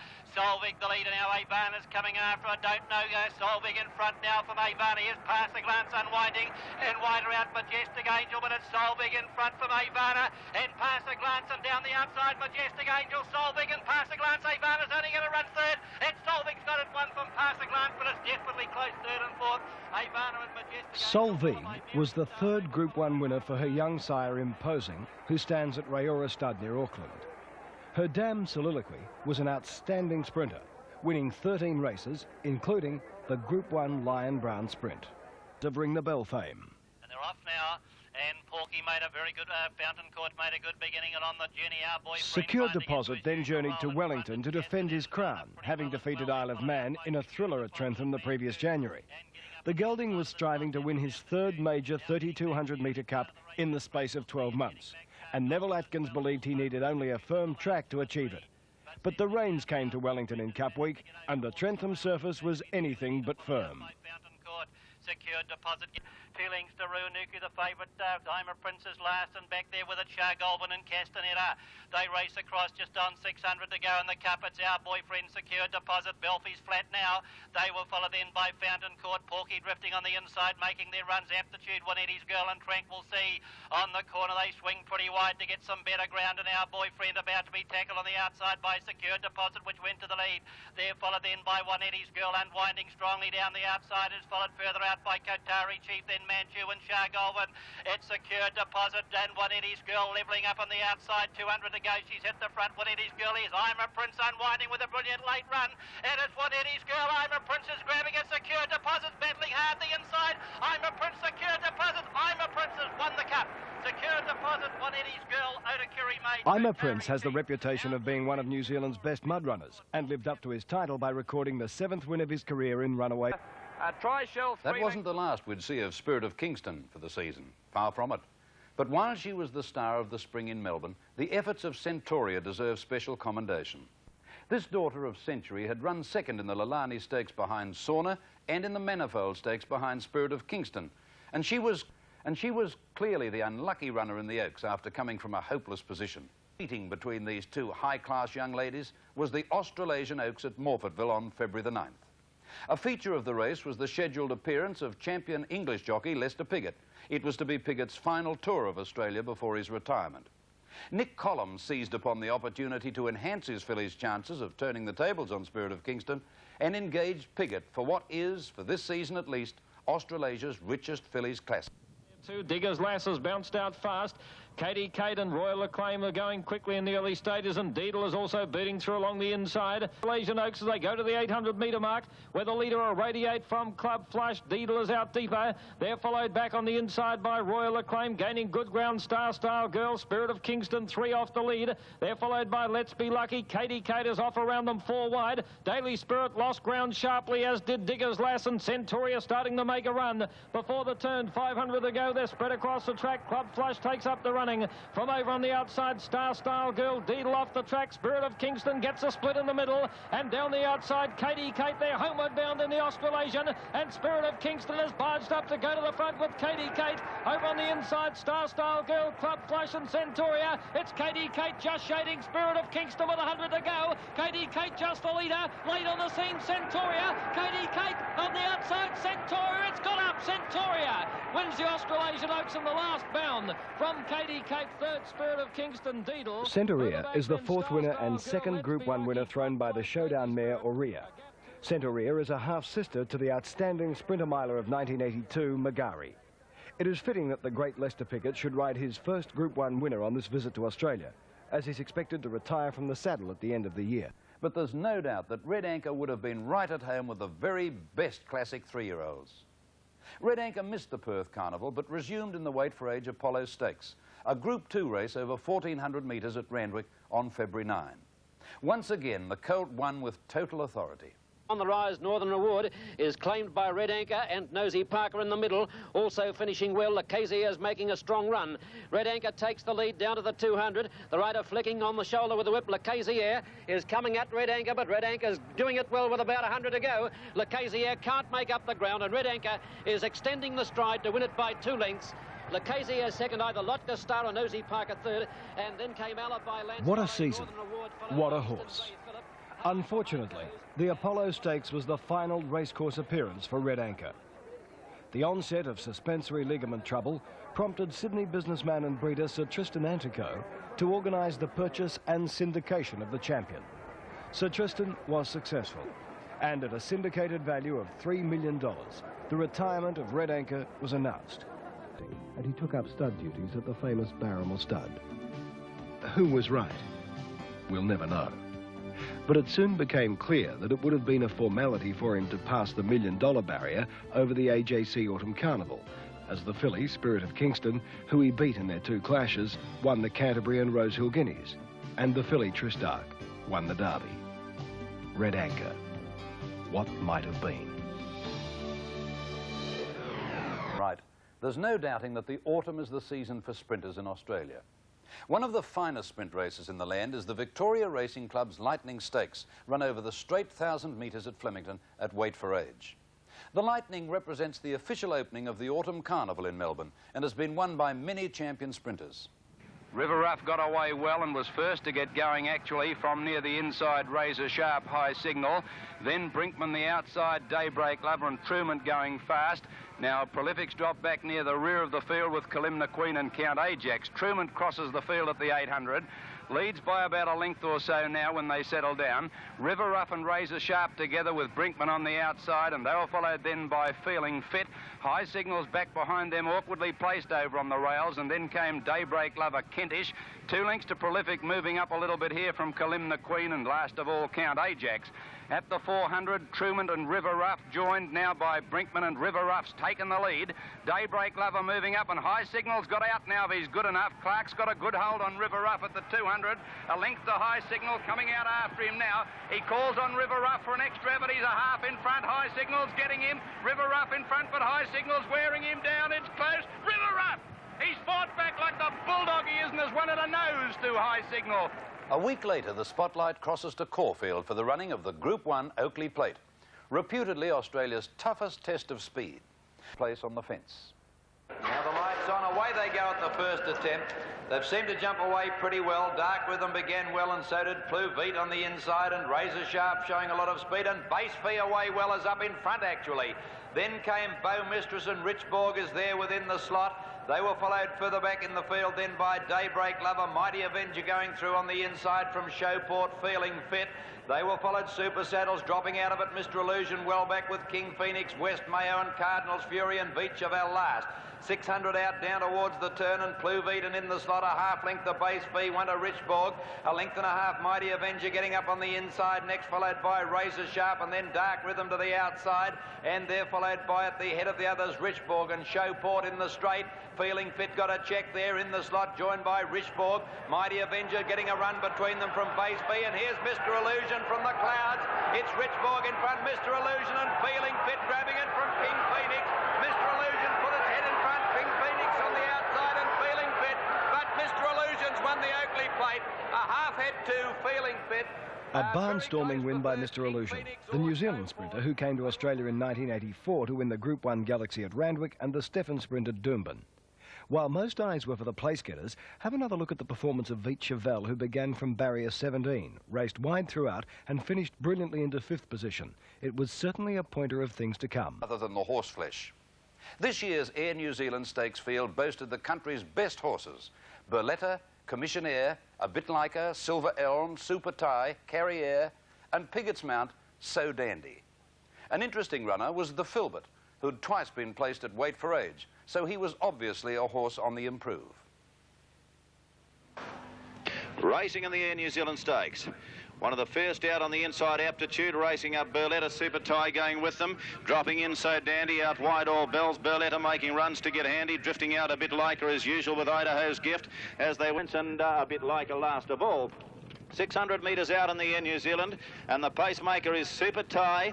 Aptitude has got the trail, working round Burletta on the outside, and Commissionaire, he's got very handy on the outside of the leaders. He's a big danger. Where's So Dandy's drifted 3 off the rail into the 300 metres. Super Tie, Commissionaire, his chance now with Burletta on the outside. Aptitude comes the rails. So Dandy's giving a little for Leicester, but now on the inside, the Filbert, the danger. At the 200 metres, the Filbert. Oh, Silver Elm's the one that dashes to the lead on the outside. Burletta, what a go. The Filbert, Silver Elm down down to it. A big run, a bit like a light, but the Filbert on the inside. Silver Elm, Shifnal Prince coming late. The Filbert's won it. Second at the line, Silver Elm. Third at the line, Shifnal Prince. A bit. The Filbert is the first stakes winner sired by the little-known Sovereign Path Stallion Souvran, a half-brother to the English Group 1 winner Relkino. The Filbert is trained at house. All the two-year-old racing is geared towards the Blue Diamond Stakes, a Group 1 race which this year offered prize money of $225,000, including a magnificent diamond and aquamarine pendant. Pre-post thoughts of the Blue Diamond were somewhat confused until the colt Let's Get Physical emerged with a devastating display of speed to take the Blue Diamond prelude. Let's Get Physical was elevated to short-priced favouritism for the Blue Diamond. The others in contention were fellow prelude winners Touch of Genius and Sudden, Tommy Smith's Bletchingley colt, Take Your Partner, and the Abcos National Stake winner, Seeger. Watch the brilliant speed of Let's Get Physical from Barrier 13. Light racing. And they've jumped away in a pretty good line. Let's Get Physical, one of the first to get going. Seeger's begun very well today. True Version up there with the leaders in the early stages of the race, and Touch of Genius has raced up to join Let's Get Physical. Sudden is handy, fourth or fifth on the fence, and Desolante getting through on the inside of all of them from Beach Gown. Then Eminency, Take Your Partner further back on the fence. Acumen is trapped very deep at this stage from Mascot, and well back is Pam Feel and Chic Prince back at the rear of the field. Swinging down to the 600 metres, and Touch of Genius and Desolante and Let's Get Physical, the three of them in line. A length and a half Sudden with the run of the race from Beach Gown. Seeger's dropping out of it. Then Acumen followed by Beach Gown. Take Your Partner giving them a big start from True Version, Blazing Effigy and Golden Twig. On the corner, Let's Get Physical out wide, a narrow leader. Led about a half length into the straight and dashed away. Let's Get Physical let go, got 2.5 lengths in front. Sudden's gone into second placing, and Acumen running on well down the outside. Let's Get Physical clear. Sudden and Acumen are starting to peg it back. Let's Get Physical, however, in front. Acumen trying hard. Let's Get Physical the leader. Acumen coming at it. Let's Get Physical in front and wins it. Let's Get Physical neck to Acumen. A brilliant win, a Sudden, feature of which was the colt's determination when challenged by Acumen over the final 200 metres. If you thought the runner-up Acumen was ridden by a jockey with a more English style, you're right. Lester Piggott rode him, and his effort to come from near last around the field was excellent. Field Autumn Meeting, one of the attractions is the Group 1 Futurity Stakes, a weight-for-age race over 1,400 metres. The Great River Rough was favourite, with the only doubt being his ability to run out the 1,400. Racing. River Rough bounced out a length in front on the inside from Keepers and Copper Rocket, and French Current going up quickly now to be second. Red Tempo just behind them with Daybreak Lover, and then Kia Mare and Testimony back near the rear with Veet Chevelle. Over the hill, River Rough in front. He doesn't really want to be there, and Copper Rocket and French Current have joined him now. A length to Bin Binger and a half to Red Tempo. Went to the lead at the 800. A length and a half, River Rough dropping in behind them third. Then Bin Binger. 1 to Red Tempo. A length and a half, Testimony. Keepers. 2 to Daybreak Lover. 2 to Veet Chevelle and Kia Mare last. 700 out, French Current about a half length now to River Rough, who's gone up second on his outside. Bin Binger, Copper Rocket, the rails, 1 to Red Tempo.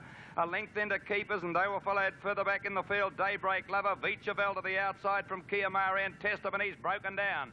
On the turn, French Current a half to River Rough from Bin Binger, Copper Rocket, Red Tempo, Veet Chevelle. Then Keepers, Daybreak Lover into the straight, Kia Mare. French Current led at the 300. River Rough called on to go out after him, and Red Tempo putting in his claim. They're followed by Veet Chevelle, Bin Binger. River Rough got to French Current. Red Tempo coming at the pair of them, and Veet Chevelle getting a split in the centre. River Rough in front with 100 to go. Veet Chevelle's trying hard. River Rough in front. He's stopping. Veet Chevelle's grabbing him. And River Rough, I think River Rough, but it's very close. Veet Chevelle flying. In a close photo, Veet Chevelle got the decision. It was to be his final appearance in Melbourne, and what a way to go out, with a victory over Australia's champion sprinter. Veet Chevelle had been a Group 1 winner.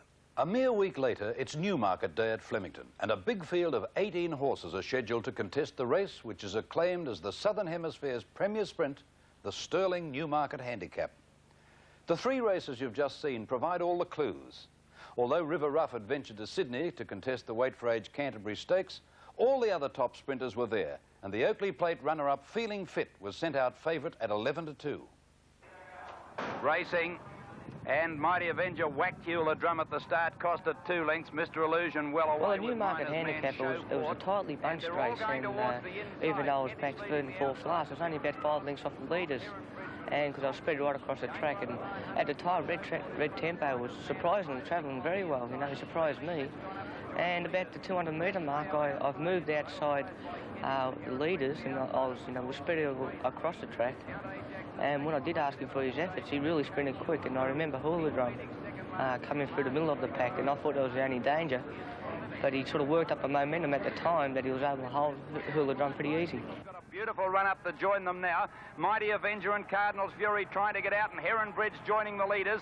Base Fee out wide, working home well from Pride of Kalina, and then Hewler Drum, and Red Tempo coming into it now. Then Prolific under the whip. Feeling Fit took the lead, 300 metres to go. High Signal tackling him, and Red Tempo on the outside. And Mighty Avenger trying to squeeze through. There's whips going everywhere. Red Tempo's hit the front out wide. Hewler Drum flying, but Red Tempo in front, and Red Tempo wins it. From Hewler Drum, either King Phoenix or Mighty Avenger. An absolutely dazzling performance by Red Tempo, and a run which marked his withdrawal from the racing scene. Red Tempo will now stand at Allegra Park Stud in New Zealand. As a horse who was unbeaten at 2, a Group winner at 3, a Group 1 winner and conqueror of Strawberry Road at 4, and a Newmarket winner at 5, Red Tempo's record will surely speak for itself. We saw how convincing Spirit of Kingston was in the Oaks in Melbourne, and there were certainly legitimate excuses for her when third to Centauria in the Australasian Oaks at Morfordville. Her trainer Bob Hoisted had set her for the AJC Oaks. When the news of the breakdown of Red Anchor came through, Hoisted immediately changed plans and set Spirit of Kingston on the Triple Crown trail that her famous half-sister Rose of Kingston followed 3 years earlier. First off, the Canterbury Guineas. And Border Raid is the leader, about a neck on Silver Award. Phillip in third place, followed by Castanilla. Ace It Up, losing ground. Luxor Lottery going past him. At the head of the others, Dusky Legend at the 600 mark. Spirit of Kingston going forward, but hard-ridden. A good gap then to Billions Galore and Golden Travel and Sprightly Native last as they climb the hill. Nearing the turn, 450 to go. Border Raid and Silver Award are joined by Phillip 3 deep. Luxor Lottery 4 and 5 deep on the turn into the straight, followed by Castanilla. And now Spirit of Kingston hooked to the extreme outside. She'll have the last shot at them in the straight. Silver Award just the leader from Phillip and Luxor Lottery, and Spirit of Kingston down the outside joining in. Spirit of Kingston wide out has reached the lead from Phillip. Spirit of Kingston and Phillip at the filly. She's a brave filly. Spirit of Kingston too strong and wins it a neck to Phillip with Luxor Lottery third, then Silver Award, Sprightly Native, followed by Castanilla, Dusky Legend, Golden Treble. Ace It Up as well back second last, or third last rather. Border Raid second last, and tailed off Billions. Version. In the Group 1 VRC Sires Produce Stakes, which is decided over 1,400 metres at Flemington 9 days after the Blue Diamond, Acumen was an odds-on favourite, with True Version and Tommy Smith's Vice-Regal colt Eminency both back to beat him. In a race where tactics was certain to play a... Prince jumped in the air, lost about 2 lengths. True Version was first out from Insatiate. They were followed by Eminency and Rajput the outside. Square on the inside of Enchanteur. Acumen now one off the fence from Rajput and Chic Prince last. 600 out on the corner. True Version about a half length now to Eminency the outside. And they're a length and a half to Jackson Square, trying to get up on the inside as they turn for home. With Insatiate, Acumen about 2 lengths away from Enchanteur. True Version and Eminency, they've come well away from the rails. Acumen's not responding at the moment. And at the 300, True Version and Eminency drew 2 lengths to Insatiate. Then came Jackson Square, and Acumen's under the whip. True Version kicked away. He raced away in the sires now from Eminency. Acumen's not in the race, and True Version's going to lead all the way, and he's putting a space in them. And down to the line, and it's True Version by 3 lengths. Jackson Square, a mighty run from the little fellow second. Eminency probably third. And a feature of the VRC Sires was the involvement of noted breeder and trainer Angus Armanasco. Not only did Armanasco breed and train True Version, but he won handicap over 2,000 metres.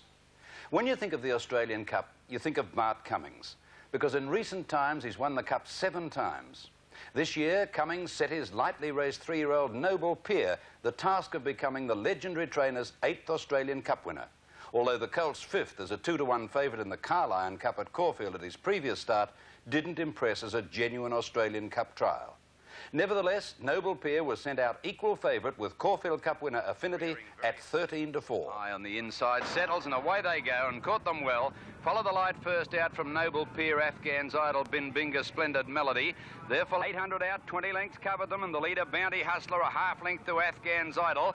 1.5, Noble Peer in the box seat on the inside and travelling well from Splendid Melody. He's out on Noble Peer, he's off on it now. Then Bin Binga shoved off the track, and they were followed by, on the inside, follow the the light, looking for the run. Into the straight, and Noble Pierce quickly grabbed the lead. He's got a big hold on it, led a length and a half. Follow the light, getting out and wider out on the track now. Bin Binger and Anchorer, and wider out again is Astra Lynn from I Will. But Noble Pierce in front. Follow the light, moving to second from Afghan's Idol, followed by Clovelly Bay running on, and Anchorer wider out with Pochinella and Astra Lynn. But this is a different horse today. Noble Pierce shot 3 lengths in front with 100 metres to go, and he's going to have no trouble winning. Anchorer running on well with Astra Lynn, but Noble Pierce canters to the line in front of Astra Lynn. So third placing Anchorer ahead away. Noble Pierce was selected as a yearling by his owner, Mr. Gerald Jaffe, who races the colt in partnership with his wife. The win was the first leg of a Group 1 double for Mr. Jaffe, who also races Hula Drum. The Sir Tristram at his next start, but broke down badly, and who also races Hula Drum. The Sir Tristram colt started a short price favourite in the Rosehill Guineas at his next start, but broke down badly and was retired.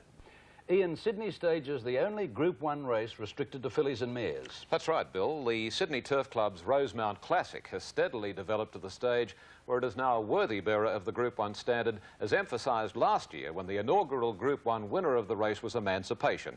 In 1985, the favourite was Avon Angel, a winner of 4 of her only 5 starts for the season. Well, this is the big one, the Rosemount Classic, and he hits the button and they're off, and gee, the starter can be happy with that. They came out in a beautiful line. Avon Angel and Wing Keel are the first out, beginning brilliantly. Love a Kiss. Fortunately, they were bunched, and I was 4 deep, and they were sort of looking for a leader, and I sort of got to the front without actually using up much, so it worked out lovely. Big Wolf at the 900 metres mark in the Rosemount. Avon Angel the leader and pulling about 3/4 to Entrancing, a length away in third place. Love a Kiss, a length end to Wing Keel, ridden along, followed by Delightful Bell. At the head of the others, Apricot Road on the fence, Duchess of Alba, and then Satin Sand, followed by Homemade and well back Le Cassier with its stablemate Eastern Bay, and then Centaurea, Look Aloft and Aspirations, and Arctic Wolf is last. Tightly packed as they near the turn. The Angel is the leader. Avon Angel about a head on Entrancing. 3 deep as Wing Keel, right off the track, Bell to 2.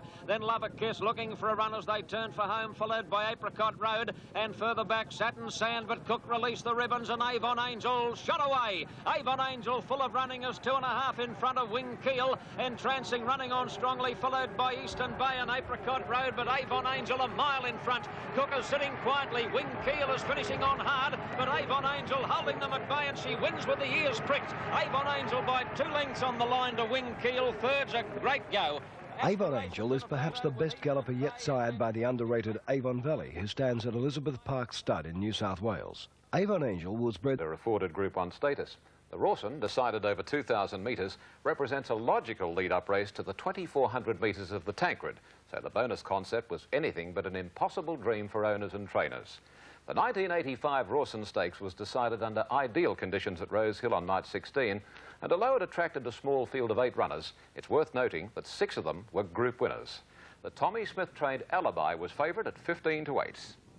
Charlottetown as they near the turn. 600 metres out on the Baldy Face. Rising Prince is being worried now by La Grigia. In third place, Prolific Alibis under heavy pressure as they turn for home. And then Beechcraft forward charge and Hay Eye behind a wall of horses. In the straight, Rising Prince and La Grigia are tackled quickly by Prolific and Alibi on the extreme outside. Hay Eye is 2 lengths away under heavy pressure at the moment. 200 out, and Prolific and Rising Prince are fighting it out with La Grigia between them. Alibi's not done with yet. Now he's charging at them, and it's a 4-horse war. Alibi, Prolific, La Grigia, Rising Prince. What a finish, but Alibi does best, and Alibi came away on the line to beat La Grigia. Third, probably Rising Prince, and weakening for fourth, Prolific, and Hay Eye fifth has run a disappointing race. The courage that... Border Raid second last and tailed off Billions Galore in the Guineas of 85. Next, the Group 1 Daily Telegraph Rosehill Guineas. Down goes the flag, off and running in the Daily Telegraph Rosehill Guineas, and let's pick them up as they charge into view. The New Zealander Gull Deck is the leader. Going up quickly though, Try Shell to almost join it, and Home Office is up running third over that first crossing. Noble Pier in a beautiful position.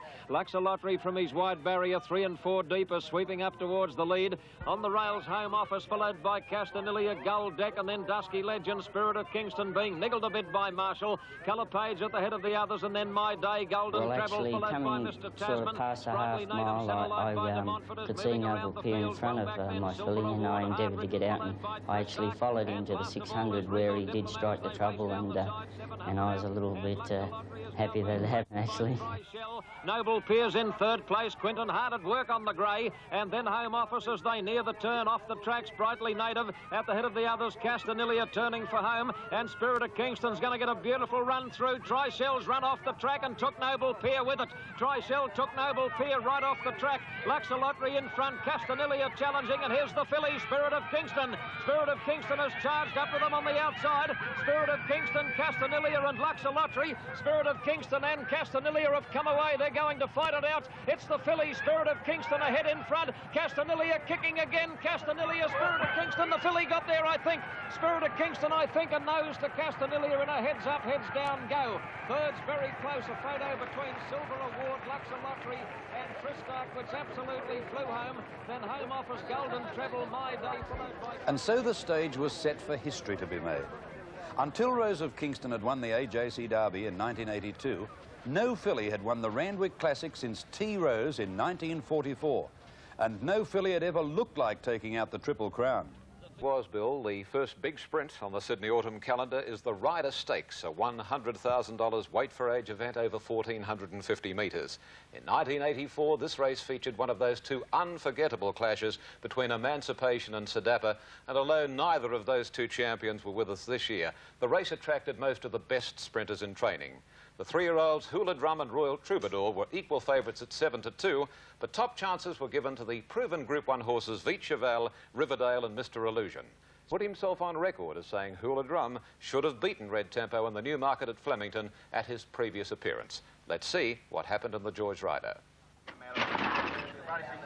Racing now, fine offer, missed the start by a length and a half, and beginning very quickly, Hula Drum is the early leader. Been there fast into Striders, going through to join it. They're going to make Quinton work very hard on Hula Drum. He's right out under the arches, and they won't let him get in anywhere.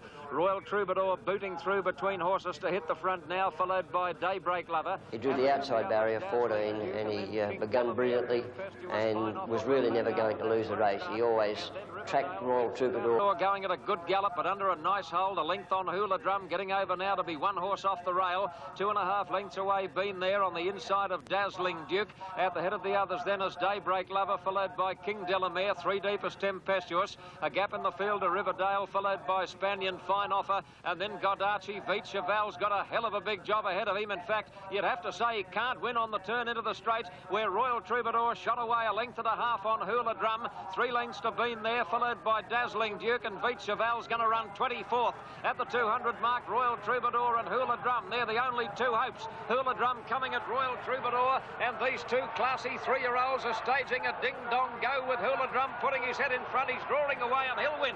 Hula Drum beat Royal Troubadour. 4 lengths away, third Daybreak Lover, then King A very convincing win by Hula Drum, and one which represented a high spot in an otherwise quiet year for trainer Bart Cummings. That win saw Hula Drum open a firm favourite for the Group 1 Galaxy at Randwick at his next. The courage that Alibi showed in that win was considered to be one of his greatest assets as he lined up to complete the double in the $400,000 Group 1 Bowater Scott Tancred Stakes. The leader now in the run down the back. Here's a change of Lumen Kingdom, and I'm a Prince has dropped out last. Astralina's collared by Noble Comment with about 700 to go. It's only about a head away. 2 in advance of Rose and Thistle. Alibi is coming into it steadily on the rails. The rider flicking at it with the whip. And then Prolific and Legrigia. Hay Eyes hooked to the outside and is starting to come around them at quite a rate. And then at the head of the others, making a strong run, is Nicholas John. They head up for home. Noble Comment claimed firstly by Rose and Thistle, then by Hay Eye, with Astralin handy, Prolific pushing forward, and Alibi is getting a middle split. Halfway down the straight, Alibi got the split, and it's shot to the lead now to Rose and Thistle. Hay Eye's coming after Alibi, but Dittman working hard on Alibi. I don't think they'll get to Alibi inside the 100. Hay Eye is trying hard, but Alibi wins the big one. Alibi has beaten Hay Eye. It's either Prolific. After one more run, Alibi was retired to stand at Blandford Lodge, Matamata, New Zealand. The horse bowed out with 4 Group 1 wins to his credit and stake earnings which converted to over $1 million New Zealand dollars. Alibi was bred by White Robe Lodge, the home of his sire, Noble Bijou. Every year, the Golden Slipper Festival becomes bigger and better, and the Sydney Turf Club certainly excelled themselves this year in the promotion of this fascinating race. There was plenty of drama during Slipper Week. Firstly, media personality Mike Willesee purchased Let's Get Physical for an undisclosed sum believed to be $1 million. No sooner was the deal completed than the colt became ill, and his place in the field was the subject of conjecture right until the Saturday morning scratching deadline, when he was ultimately withdrawn. Rory's Jester was left without a rider when Darren Gauci took a nasty tumble at Provincial Ballarat in Victoria. Ron Quinton, who had won 2 of the previous 3 slippers, had been mulling over his prospective mount, but seized the opportunity when Colin Hayes offered him the ride. The pre-post favourite was New Atlantis, but many astute Sydney racing men shied away from the South Australian champion after he drew near the outside of the field. So now the best 2-year-olds in Australia are set for Australia's richest ever race, the 600,000 Group 1 Golden Slipper Stakes. And getting away speedily, Osaka hit the turf in front of the field with Sudden going with it, and then Palomino Star showing surprising dash, and Rory's Jester. Super Swift is in there, and they're followed by Wonga Prince, and then Timothy, and they're followed by No Patrol. No Parole is in a fairly prominent position, and they're followed then by Acumen, well back Dandeliera. They're followed by Beachgound and Marchakita. New Atlantis back amongst the tail-enders, Swift Cheval, and True Version has dropped out last. Super Swift in front of stablemate Palomino Star with 700 to go, then Rory's Jester. They're followed by Speed Check and then Sudden. They're followed then by Timothy with New Atlantis coming around No Parole. They're followed by Wonga Prince and Swift Cheval well back, followed then by Acumen. A long way back to True Version, who's back amongst the tail-enders, Dandeliera and Marchakita well back, and so is Beachgound down past the ledger. It's Palomino Star coming at Super Swift. Here's Rory's Jester coming off the fence. Acumen's pushing up, and Speed Check's making a run, and look at Timothy barging its way through a line of leaders, and New Atlantis down the outside. Rory's Jester in front of Speed Check, with New Atlantis putting in a good run. Anything can win. Rory's Jester in front. Speed Check trying hard, but Rory's Jester has beaten Speed Check. I'd say True Version, then came New Atlantis, Timothy. While there was undoubtedly an enormous amount of merit in the performance of Rory's Jester, several aspects of the race should be noted. New Atlantis, True Version and Marchakita all had a shocking passage, while Sudden and Osaka were both knocked out of the race in the straight. The winner is sired by Crown Jester, the beaten favourite in the 1981 Golden Slipper, and he, in turn, is by the 1970 Slipper winner Baguette. Crown Jester thus became the first initial crop stallion to sire a Golden Slipper winner since Todman got Eskimo Prince in 1964. Rory's Jester gave Colin Hayes his first Golden Slipper win. Until Rose of Kingston had won the AJC Derby in 1982, no filly had won the Randwick Classic since T. Rose in 1944. And no filly had ever looked like taking out the Triple Crown. But almost everyone at Randwick on Saturday the 6th of April believed Spirit of Kingston could do it. After all, she had beaten all of her opponents in the 2 Guineas. Lady Baltimore led them past the 1,200 metres, about a length and a half clear from True Show. Luxor Lottery is third, then Castanelia. Then about ahead, then to Sir Zephyr making ground, followed by Gold Deck. Getting through along the inside rail and saving ground, Spirit of Kingston. Ahead to My Day, and then came Tristark, and then Sprightly Native. Well back is Solanas, followed by Home Office, and Silver Award is last. At the 800, Lady Baltimore has the lead over Luxor Lottery and True Show, and then Castanelia, followed after about ahead by Sir Zephyr, who's trapped about 3 wide but is making his run now. Gold Deck in behind them. Spirit of Kingston is being ridden at this point, followed then by Tristark. Silver Award is coming around them well, followed by My Day. Then Sprightly Native well back, followed by Home Office and Solanas. Luxor Lottery has the lead over Sir Zephyr as they near the home turn. They're followed by Tristark and Gold Deck, and then at the head of the other, Silver Award hooked to the outside. Spirit of Kingston is being called upon for her run. Sir Zephyr takes the lead. Tristark on the outside is coming at it, and Silver Award's making a good run down the outside. Sir Zephyr in front of Tristark with Silver Award, the rider pulling the whip. Sir Zephyr in front, Tristark trying hard to get to it, and Silver Award putting in a good run deeper out. Tristark hit the lead from Sir Zephyr, and Tristark has taken the Derby. Tristark has beaten Sir Zephyr. Silver Award is third. It was a filly's derby after all, but not the filly most had expected. Tristark was the 3rd individual classic winner for Sir Tristram for the season.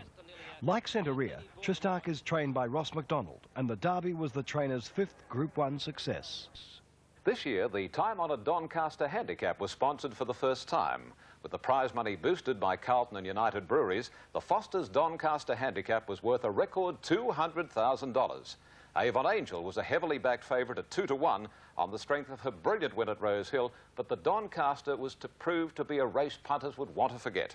The horses to watch from a future viewpoint are Vite Cheval in the red and yellow quarters with lilac sleeves, and Fox Seal, who is a conspicuous last in the orange colours until the home turn. And Row of Waves got the best of it. Eastern Bay and Hussar's Command slow to leave, but Daybreak Lover taken on by Rising Prince shortly after the start. Been There's wedging in between them, then Keepers, and they're followed by Uno Patira, Avon Angel. Row of Waves drifting back after a quick start, and then Prolific, and then Royal Troubadour. Then and never really looked like getting beaten. It raced like an odds-on chance, more like a 100-to-1 chance. Prince led the way from Row of Waves and Been There as they near the home bend. Eastern Bay coming into it. They're followed by Daybreak Lover, moving around, getting through along the inside as Avon Angel, then Keepers, Ben Bulbin. Lacazier's deep in the field, and they're followed then by Prolific, and Ring True is last in the straight. Rising Prince taken on by Row of Waves, who hit the lead on top of the rise. Shows out to Rising Prince. Is Row of Waves leading from Rising Prince. Avon Angel is finishing doggedly, and so is Riverdale down the outside, and Prolific. And look at Fox Seal wide out, coming with a big run. Row of Waves is well clear inside the last 100. Fox Seal cutting it back in the last 50, but Row of Waves may have just beaten Fox Seal. I'd say Avon Angel of each about third, then Riverdale. Row of Waves was purchased by his present connections as a tried horse in New Zealand after winning the Dunedin Guineas and being placed in the New Zealand 2000 Guineas. He has now won more than $250,000 in stakes. The final feature mile for the season is the one. After the Golden Slipper, the Australian Jockey Club received a disappointing response for its $100,000 Group 1 AJC Sires Produce Stakes.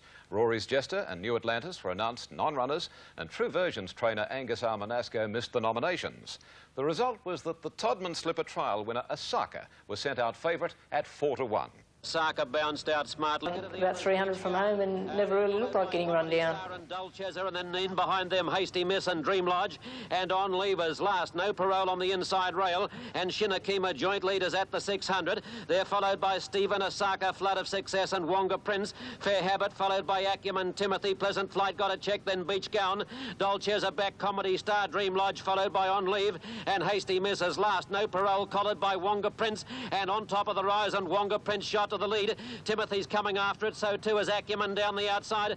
Shinakima and No Parole are putting in good runs. Wonga Prince taken on by Timothy, with Acumen putting in a good bid. Soon after, Wonga Prince in front, Acumen going to second, coming after Wonga Prince. But Wonga Prince will take the sires, and Wonga Prince has beaten Acumen, Dream Lodge, or On Leave third. Wonga Prince is by the former smart Biscay horse Biscawong, a promising first-crop sire who now stands alongside his famous father at Beamer Stud Scone. And it's up the Drum, open a firm favourite for the Group 1 Galaxy at Randwick at his next appearance. Although Hula Drum was coming back in distance from 1450 to 1100 metres, his huge weight advantage over the other top chance Gunyati was widely considered as the factor which would help him to victory.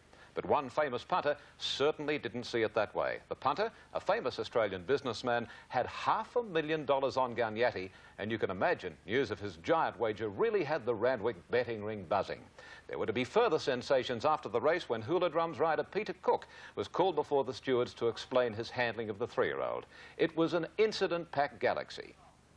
Drink began like a flash on the outside. Pluvitas fast into stride, and so is Bletch Encore. And Gunyati going like the wind is driving up on the rails to hold them out as they go over the first crossing. 3 lengths away, Anything Tudor, followed by Foreign Interest at the head of the others. Foystan, followed by Manuan. Where's Hula Drum? He's a mile back in the field and racing 3 deep at that stage, followed by Mr. Illusion. Second last is Mr. Godson, and Langby's lost his irons on Vain Carrioi. Kevin Langby looks to have lost both stirrup irons, and he's back at the tail of the field as they turn for home in the Galaxy. Quiet Little Drink 3 deep is sharing the lead with Gunyati on the rail, and Bletch Encore between them. He's gone. His Pluvite, his Foystan, and his Manuan down the outside, and Hula Drum further out. Hula Drum in the centre of the track is coming with a blistering run. Gunyati's in front, however. Manuan and Hula Drum are trying to pick him up. Gunyati still in front, hard against the inside rail. Manuan and Hula Drum are cutting him down. Gunyati still in front. Manuan lunges on the outside. Oh, golly! I don't know. I don't know. It's a rib tickler. Manuan or Gunyati, and they're very wide apart. Marnie rode Manuan like a man inspired. He deserves to win. Hula Drum third, had to give him too big a start. Well, once again, the bookies got the money, and Peter Cook's explanation for his ride on Hula Drum was accepted. The win represented a career highlight for the consistent sprinter Manuan and his popular part owner and trainer, Noel Daly. And the Tancred Stakes saw him elevated to favourite for the Sydney Cup, but he was destined not to run in that race.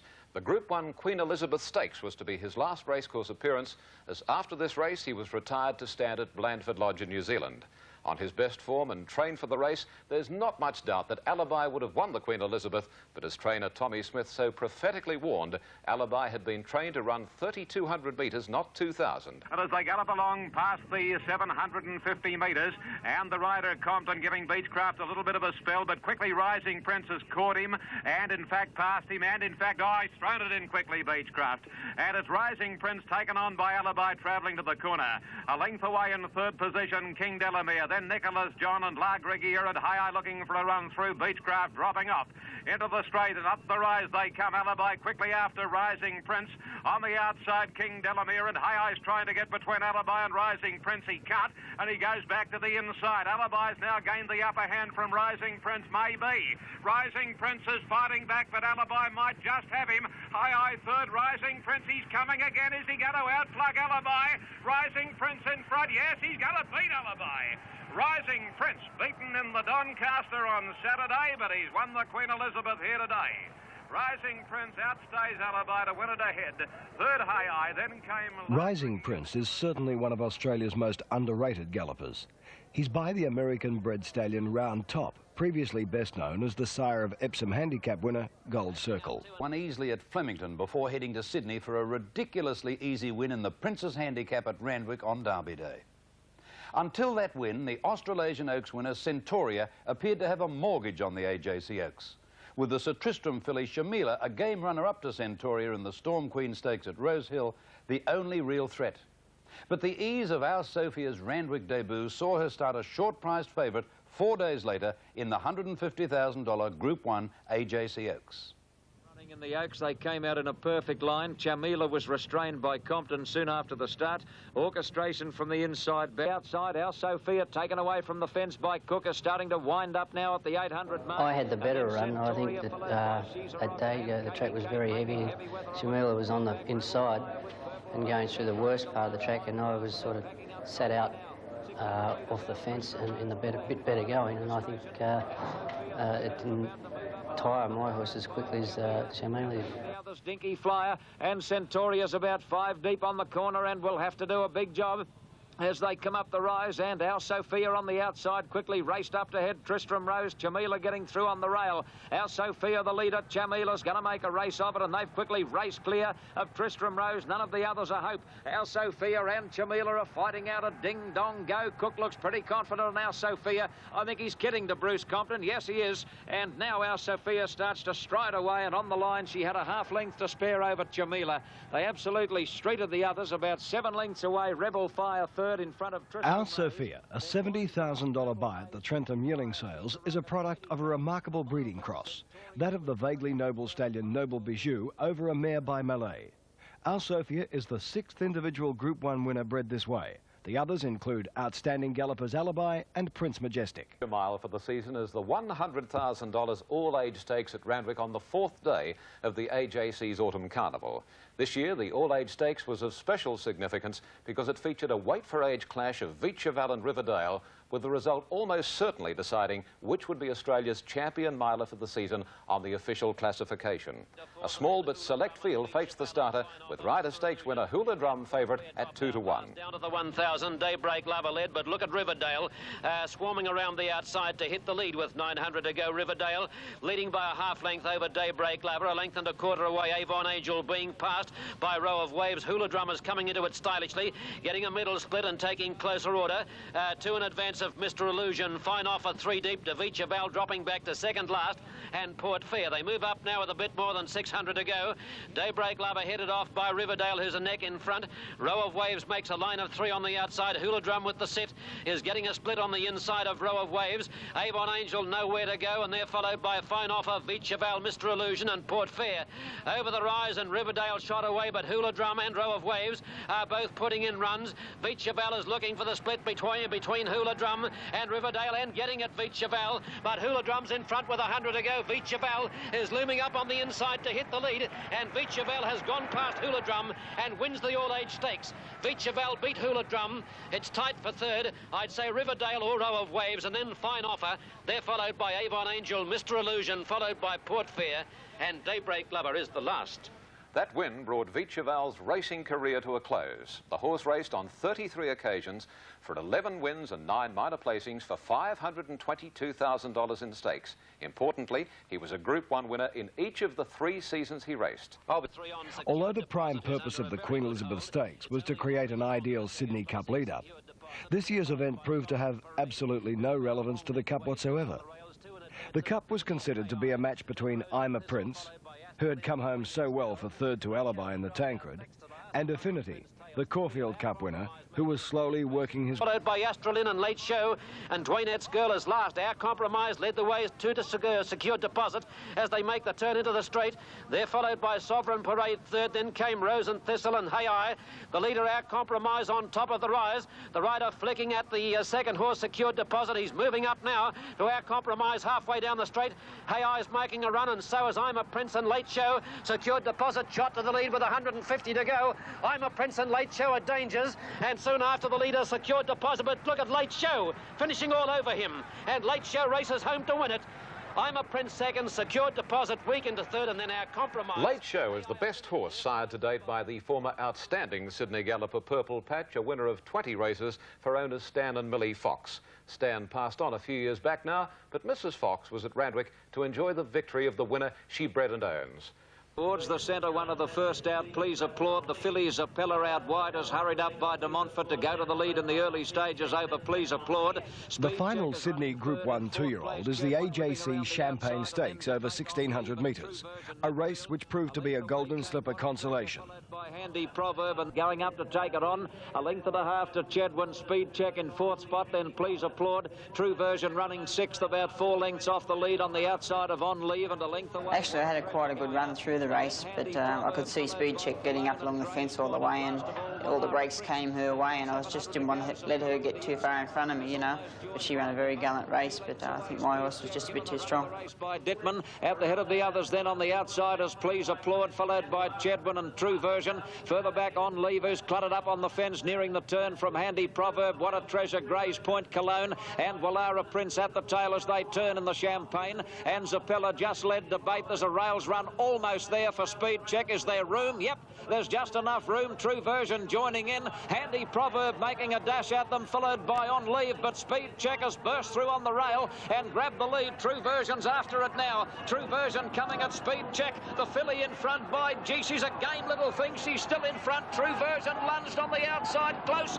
True Version showed with that performance that he will be one of the front runners for the shorter classics, while Speed Check undoubtedly earned the title of being Australia's leading 2-year-old filly. She's now raced 5 times for 3 wins and her second placings in the Golden Slipper and Champagne Stakes. Morphettville for the $90,000 Mercedes-Benz South Australian Derby.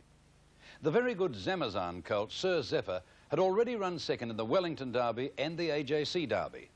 Under the care of Brian Smith, famous for his handling of the champion Belmarino, Sir Zephyr improved in leaps and bounds and was sent to Adelaide in search of the elusive classic victory. With one exception, always Bronze out deep on the track. Under Oath rider grabs hold after the start, trying to angle over towards the rail. So too is the rider of Waratah Bay, and he's dropped right in off the pace where it's unconquered. Joined by Flying Eskimo and 3 deep on the outside, Noble Cavalier. Unique Dancer 4 deep, and Down a Million is out in no man's land. The distance and his superiority, just is travelling that well turning for him. I just let him go and he put a gap in them. Under the 600-metre mark, Jazz Boy next, and Show Glen will come for home. Very, very deep, but making ground. At the top of the straight in the Mercedes-Benz Derby of 85 now, and Sir Zephyr goes up quickly to be a leader. With it is Conceited Man in the middle, and over on the inside, battling away Noble Cavalier, but Sir Zephyr's gone for home. In going very strongly at the 200-metre mark, and he dashed away. Sir Zephyr is putting a space on his rivals. It's going to be a good go for the Miners, battling away Conceited Man, followed then by Noble Cavalier, but oh gee, Sir Zephyr is going to trounce his Mercedes-Benz rivals. It's a very big win. Sir Zephyr by 4 or 5 lengths, Conceited Man a gallant second. Third home in behind those 4 lengths away, Noble Cavalier. All benefits. A feature of Sir Zephyr's win was the continued run of luck of Wayne Harris. The Derby gave him his 3rd Group 1 success in a matter of weeks, although it was at the expense of Jim Cassidy, who sustained a broken collarbone in a fall from Sir Zephyr a week earlier. Its biggest meeting for the year in May, with the opening day of the carnival highlighted by the running of the Group 1 Goodwood Handicap. This year was the centenary of the Goodwood, and prize money was lifted to $100,000. The favourite was the Victorian King Phoenix, who you've already seen running third in both the Oakley Plate and the Newmarket. The horse to follow is Mighty Avenger, in the orange colours, travelling comfortably behind the leaders. Of those, and the show porters showing a lot of speed too, on settling fully into stride, and up with them too, going very quickly was Colpack through on the inside, and it's Commander King also in that leading bunch. Commander King had got to the lead here by about a length to Danish Saint up second, followed by Colpack is well placed. Showport followed by Regal Advice, Cindy Harbour to arrive in behind those. Over on the inside then came Mr. Jazz, and they are being followed back behind them by Star Closure coming fast round the outside. A good gap then came Disco Gambler as they run down to the home turn. They are being followed by King Phoenix as well back in the field as they approach the turn here, and last of all was Game Set Match. Around the bend here, and Commander King is the leader. He shows the way to Showport, ranging up on the outside. Colpack is third on the inside. Danish Saint is there. Regal Advice is close handy as the heads were turned for home, and here's Mighty Avenger coming in the picture too. They acted a wise call, Disco Gambler, but Commander King down with 200 to go. Colpack's through on the inside. They were followed down the outside by Mighty Avenger, who's coming home with a big run, and Mighty Avenger goes to the lead now over Danish Saint, followed by Colpack, but Mighty Avenger is spearing away to a big lead, and Mighty Avenger will win. Danish Saint on the inside second, Cindy Harbour third. They were followed by... A great effort by Mighty Avenger, who had journeyed to Adelaide 12 months earlier to win the Great Western Plate against his own age. The win represented a special moment for jockey Pat Hyland, who was bad in 84. Tiger Joy, the pacemaker. She's doing it pretty easily at the moment, cruising along out in front, leading by 4 lengths. Deal second, and Our Sophia's travelling beautifully in third place. The ease with which Our Sophia accounted for her rivals at Randwick may have led to some complacency on the part of the fillies' connections. When Our Sophia lined up a long odds-on favourite for the Group 1 QTC Oaks at Eagle Farm, she'd raced only once in 5.5 weeks, and then only in a 1,400-metre race the previous Saturday. She undoubtedly had the class. Did she have the fitness? Dimarino on the inside. Tristram Rose is now starting a run, but she's a little bit wide, and Veet Miel is last. As they run towards the home turn, 600 metres out, Tiger Joy just in front of Deal, a length away third, Our Sophia, followed by Sport Spot, Tristram Rose, and then Prospect Ridge, Marfooter, then Veet Miel and Dimarino. Around the home turn, 450 metres left to go. Our Sophia cruised up on the outside to go to the lead. It's Our Sophia, a length and a half in front. Tristram Rose running on strongly. Now second on the outside. Tiger Joy dropping out of it. Veet Miel putting in a run, and then Prospect Ridge. Cook's gone for Our Sophia. She's just in front of Tristram Rose, who's a real danger. Tristram Rose going out after Our Sophia. Cook pulls the whip on the favourite. Our Sophia just in front of Tristram Rose. Tristram Rose and Our Sophia. Tristram Rose has just got a nose in front. Our Sophia's kicking again on the inside. They split it, locked together. Gee, this is a great finish. Great finish between Our Sophia and Tristram Rose. Only a nose in it. Could go either way. Tristram Rose took Sir Tristram's season's tally along to 4 individual classic winners.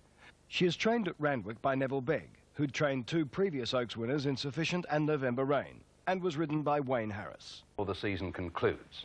Our first stop is Morphettville in South Australia for the running of the $155,000 Group 1 West End Adelaide Cup.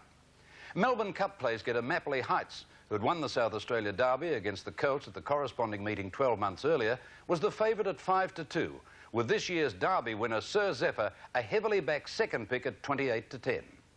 And a half to 2 lengths, Mr. Jazz. Flying Eskimo is deep. Sir Zephyr keeps it out there. He's in between Flying Eskimo and Kabima the Rail. A length and a half, Nicholas John, who's got Mapley Heights in a pocket at the moment, and Rose and Thistle is taking off 3 deep around the pair. Then Lou, as they pack up past the 1200 from Fox Seal, looking for a way through. 2 lengths to Jumio. Stormjoy is straightened up, and we faced up into the straight.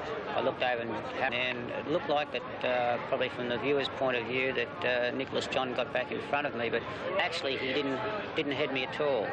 He got to say ahead of me, and that was as close as he got. And I've held him right to the run to the line, and in fact probably just starting to pull away on the run to the line. Joined by Beguiled. Sir Zephyr is poised. He's ready to make his claim. He's third and coming at them now. Looking for a way through, Mr. Jazz and Nicholas John joining in. Then Rose and Thistle to Jumio. Mapley Heights is 10 deep in the straight, but running on. Sir Zephyr's hit the front of the 200. Nicholas John gets to it with Tujumio. It's Tujumio and Nicholas John fighting it out. Tujumio beats off Sir Zephyr. He doesn't stay the 2 miles. Tujumio and Nicholas John. Nicholas John stretching his head out. Nicholas John Tujumio. Give it to Tujumio. Tujumio has won the West End Adelaide Cup of 85 by a nose. A very popular win for Flemington-based trainer Pat Courtney, who ironically is the father of jockey Jim Courtney, who rode Mapley Heights. Toujours Mio has been a consistent stayer over several seasons, but now here the Brisbane meetings were given added spice by the arrival of the well-credentialed New Zealand 3-year-olds Canterbury Belle and Kingdom Bay, winners of the classic 1,000 and 2,000 guineas at Riccarton in Christchurch. Another top New Zealand galloper, the Jardine Mile winner Atrapar, flew in for the carnival, as did the Oakley Plate winner Mr Illusion. And from the other side of Australia, West Australian sprinter Colpack added considerably to the build-up. The first big sprint in Queensland is the Elders, a Group 1 handicap at Brisbane's principal racecourse, Eagle Farm. Line's good. Racing now. Near the inside, getting closer, and Atrapar came out fast. Flying Nugget began very quickly and showing speed. Foystan, he began okay today. In fact, he's got his nose in front in the early part. Foystan just in front, but taken on now by Let Me Tell, who's showing plenty of dash on the outside, and he's racing to the lead. It's Let Me Tell, a length and a half in front. Fixed Flash now second, and Foystan settling into the box seat, a length away third. Followed then by Mr Magic on the inside, and then Flying Nugget, who's picking up ground. Daybreak Lover caught a little bit wide at the moment. A length then to Advert, followed by Colpack, who's nice and handy, better than midfield. Back along the inside, Vari's Ace, and then Canterbury Belle, all trapped out a little bit deep. Over on the inside is Manuan. He's worse than midfield at the moment. He's drifting back on the inside of Final Affair. Then Kingdom Bay, who's well back. Haley's Hope and Foreign Interest starting to pick up ground on the outside. Well back is Mr Illusion as they head down the side, and getting closer is last of all New Bliss, back about fourth last. Running onto the home turn, 450 metres left to go. Let Me Tell, he leads them into the straight. He's a half length in front of Fixed Flash on the outside. Foystan running on gamely. Mr Magic just behind them, followed by Vari's Ace. Colpack is looming up dangerously on the outside. Canterbury Belle is pulled to the outside. She's running on fairly well, and then Kingdom Bay, 200 metres to go. Colpack shot to the lead. He's a length in front. Running on strongly, Kingdom Bay on the outside with Canterbury Belle. Colpack in front, slowly but surely. Kingdom Bay is cutting down the leader, and Canterbury Belle is flying on the inside. Canterbury Belle grabbed the lead, and she won it. Canterbury Belle first. Canterbury Belle has won it from a great go. Kingdom Bay, Atrapar flew on the inside, and Colpack is in that photo as well. A thrilling finish, and with the exception of Colpack, an all New Zealand one. At her next start in the Group 2 QTC Grand Prix, a fitter Our Sophia gave her competition a galloping lesson. So with Our Sophia back in a winning vein, it just looked a matter of going around for her to add the Group 1 Queensland Derby to her already impressive record.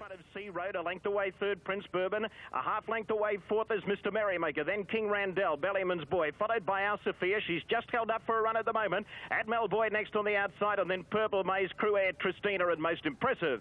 450 metres left to go. They're running onto the home turn. Earns Pride straightens up a half length in front of Sea Road. Prince Bourbon trying to work clear. Mr Merrymaker on the outside running on fairly well. Ballyman's Boy's got to run over on the inside. Our Sophia, she's still held up for a run. She's back running about seventh. He's bringing it to the outside now. Sea Road the leader, 250 metres to go. He's just in front. Tackled quickly by Mr Merrymaker. And here comes Tristina on the outside. Or Our Sophia, she was badly checked. She lost a length or so. Tristina raced to the front. Our Sophia getting clear. She's making up ground at the end, but the bird's flown, and Tristina has won the Derby. Tristina first. Second home, Our Sophia, and third... The replay confirms that Our Sophia should have won the Derby. However, the winner Tristina completed a vintage year for Sir Tristram and virtually assured the Saraiva horse of success over Zamazan in the Australian Sires Premiership. Tristina is trained in Melbourne by Jeff Murphy, who had the top Sir Tristram horses Sovereign Red, Grosvenor and Gurner's Lane. There are stakes at Randwick. True Version headed for Brisbane to contest the $200,000 Castlemaine Stakes, Australia's newest Group 1 race for 2-year-olds. But before he got to that race, the Bletchingley colt had a score to settle. That is, to let it be known who should have won the Sires Produce at Randwick. He did this by beating Wonga Prince at set weights in the Group 2 QTC Sires Produce Stakes at Eagle Farm. True Version's bid to continue his great winning streak and the appearance of New Zealand's Radio Pacific Sires winner All Glory assured the Castlemaine Stakes of success. The problem was that although it had been accorded Group 1 status, the Castlemaine retained handicap conditions, and consequently the good colts like True Version and All Glory were at a distinct disadvantage. Set. Racing now, True Version began quickly near the inside. Dream Lodge came out fast, and Rising Fear and Ice Flake showing plenty of speed. Wonga Prince began nicely, and For Papa is showing speed with Swiftly Roman and Sierra Sand. Arena and Core Boy as they head down the side. 650 metres left to go. Swiftly Roman a length and a half in front of Wonga Prince. True Version seemed to lose his position there. He dropped back to fourth on the inside of For Papa. A length then to Sierra Sand, followed by Dream Lodge on the rails. Rassflyer coming to the outside, followed by Raise Sail, and then Ice Flake and All Glory giving them a long start. Straightening up now, 350 metres left to go. Swiftly Roman the leader, 2 lengths in front of Wonga Prince. True Version into the clear, running on strongly with Rassflyer on the outside, then For Papa and Tristram's Edition. They've got 200 metres to go. Rassflyer sprinted up on the outside to go to the lead. It's Rassflyer a length in front of True Version. Tristram's Edition is flying on the outside. Rassflyer in front, slowly but surely. Tristram's Edition is cutting him down. They hit it. By gee, it's a great finish.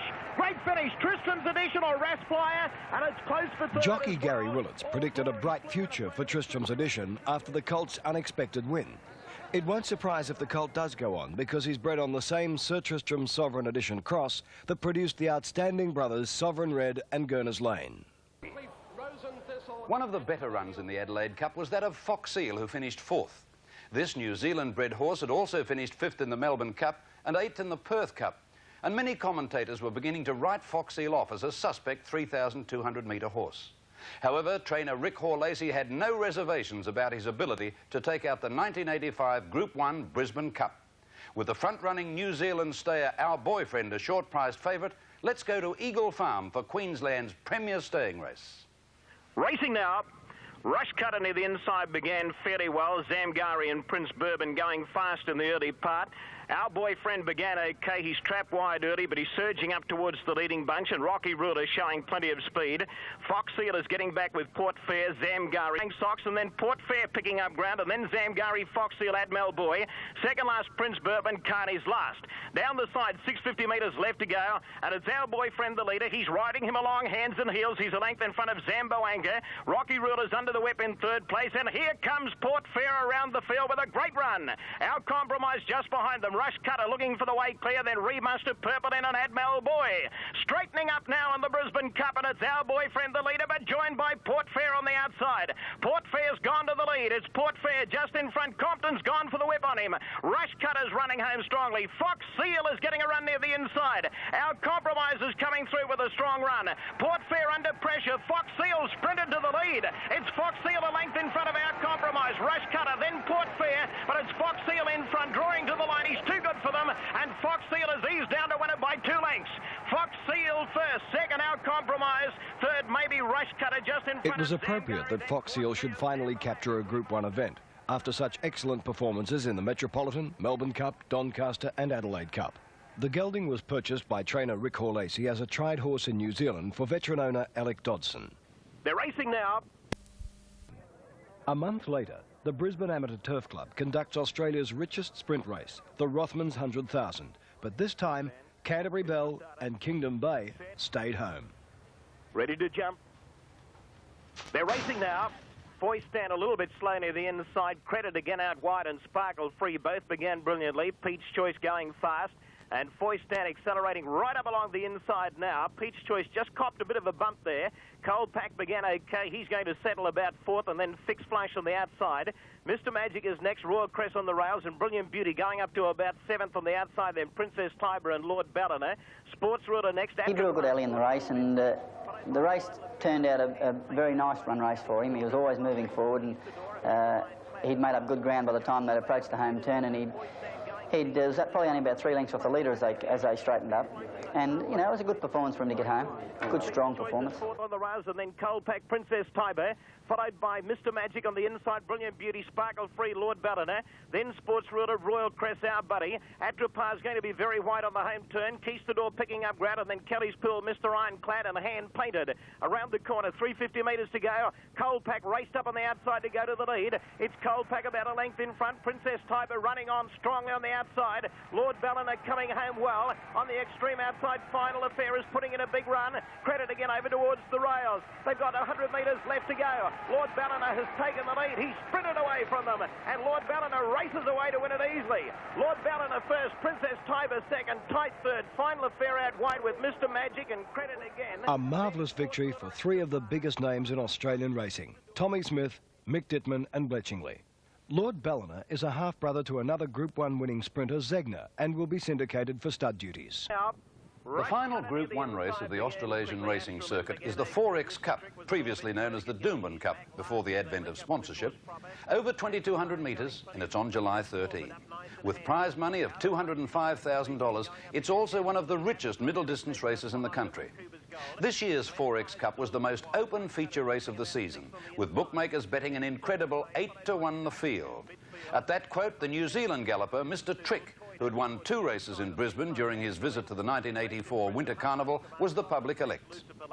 And Mr. Trick is last of all. Inside the 600 as they race to the corner, Cuba's Goal loomed up quickly on the outside and ran to the lead. It's Cuba's Goal shooting to the front as they race to the corner. San Lafair there at the right time.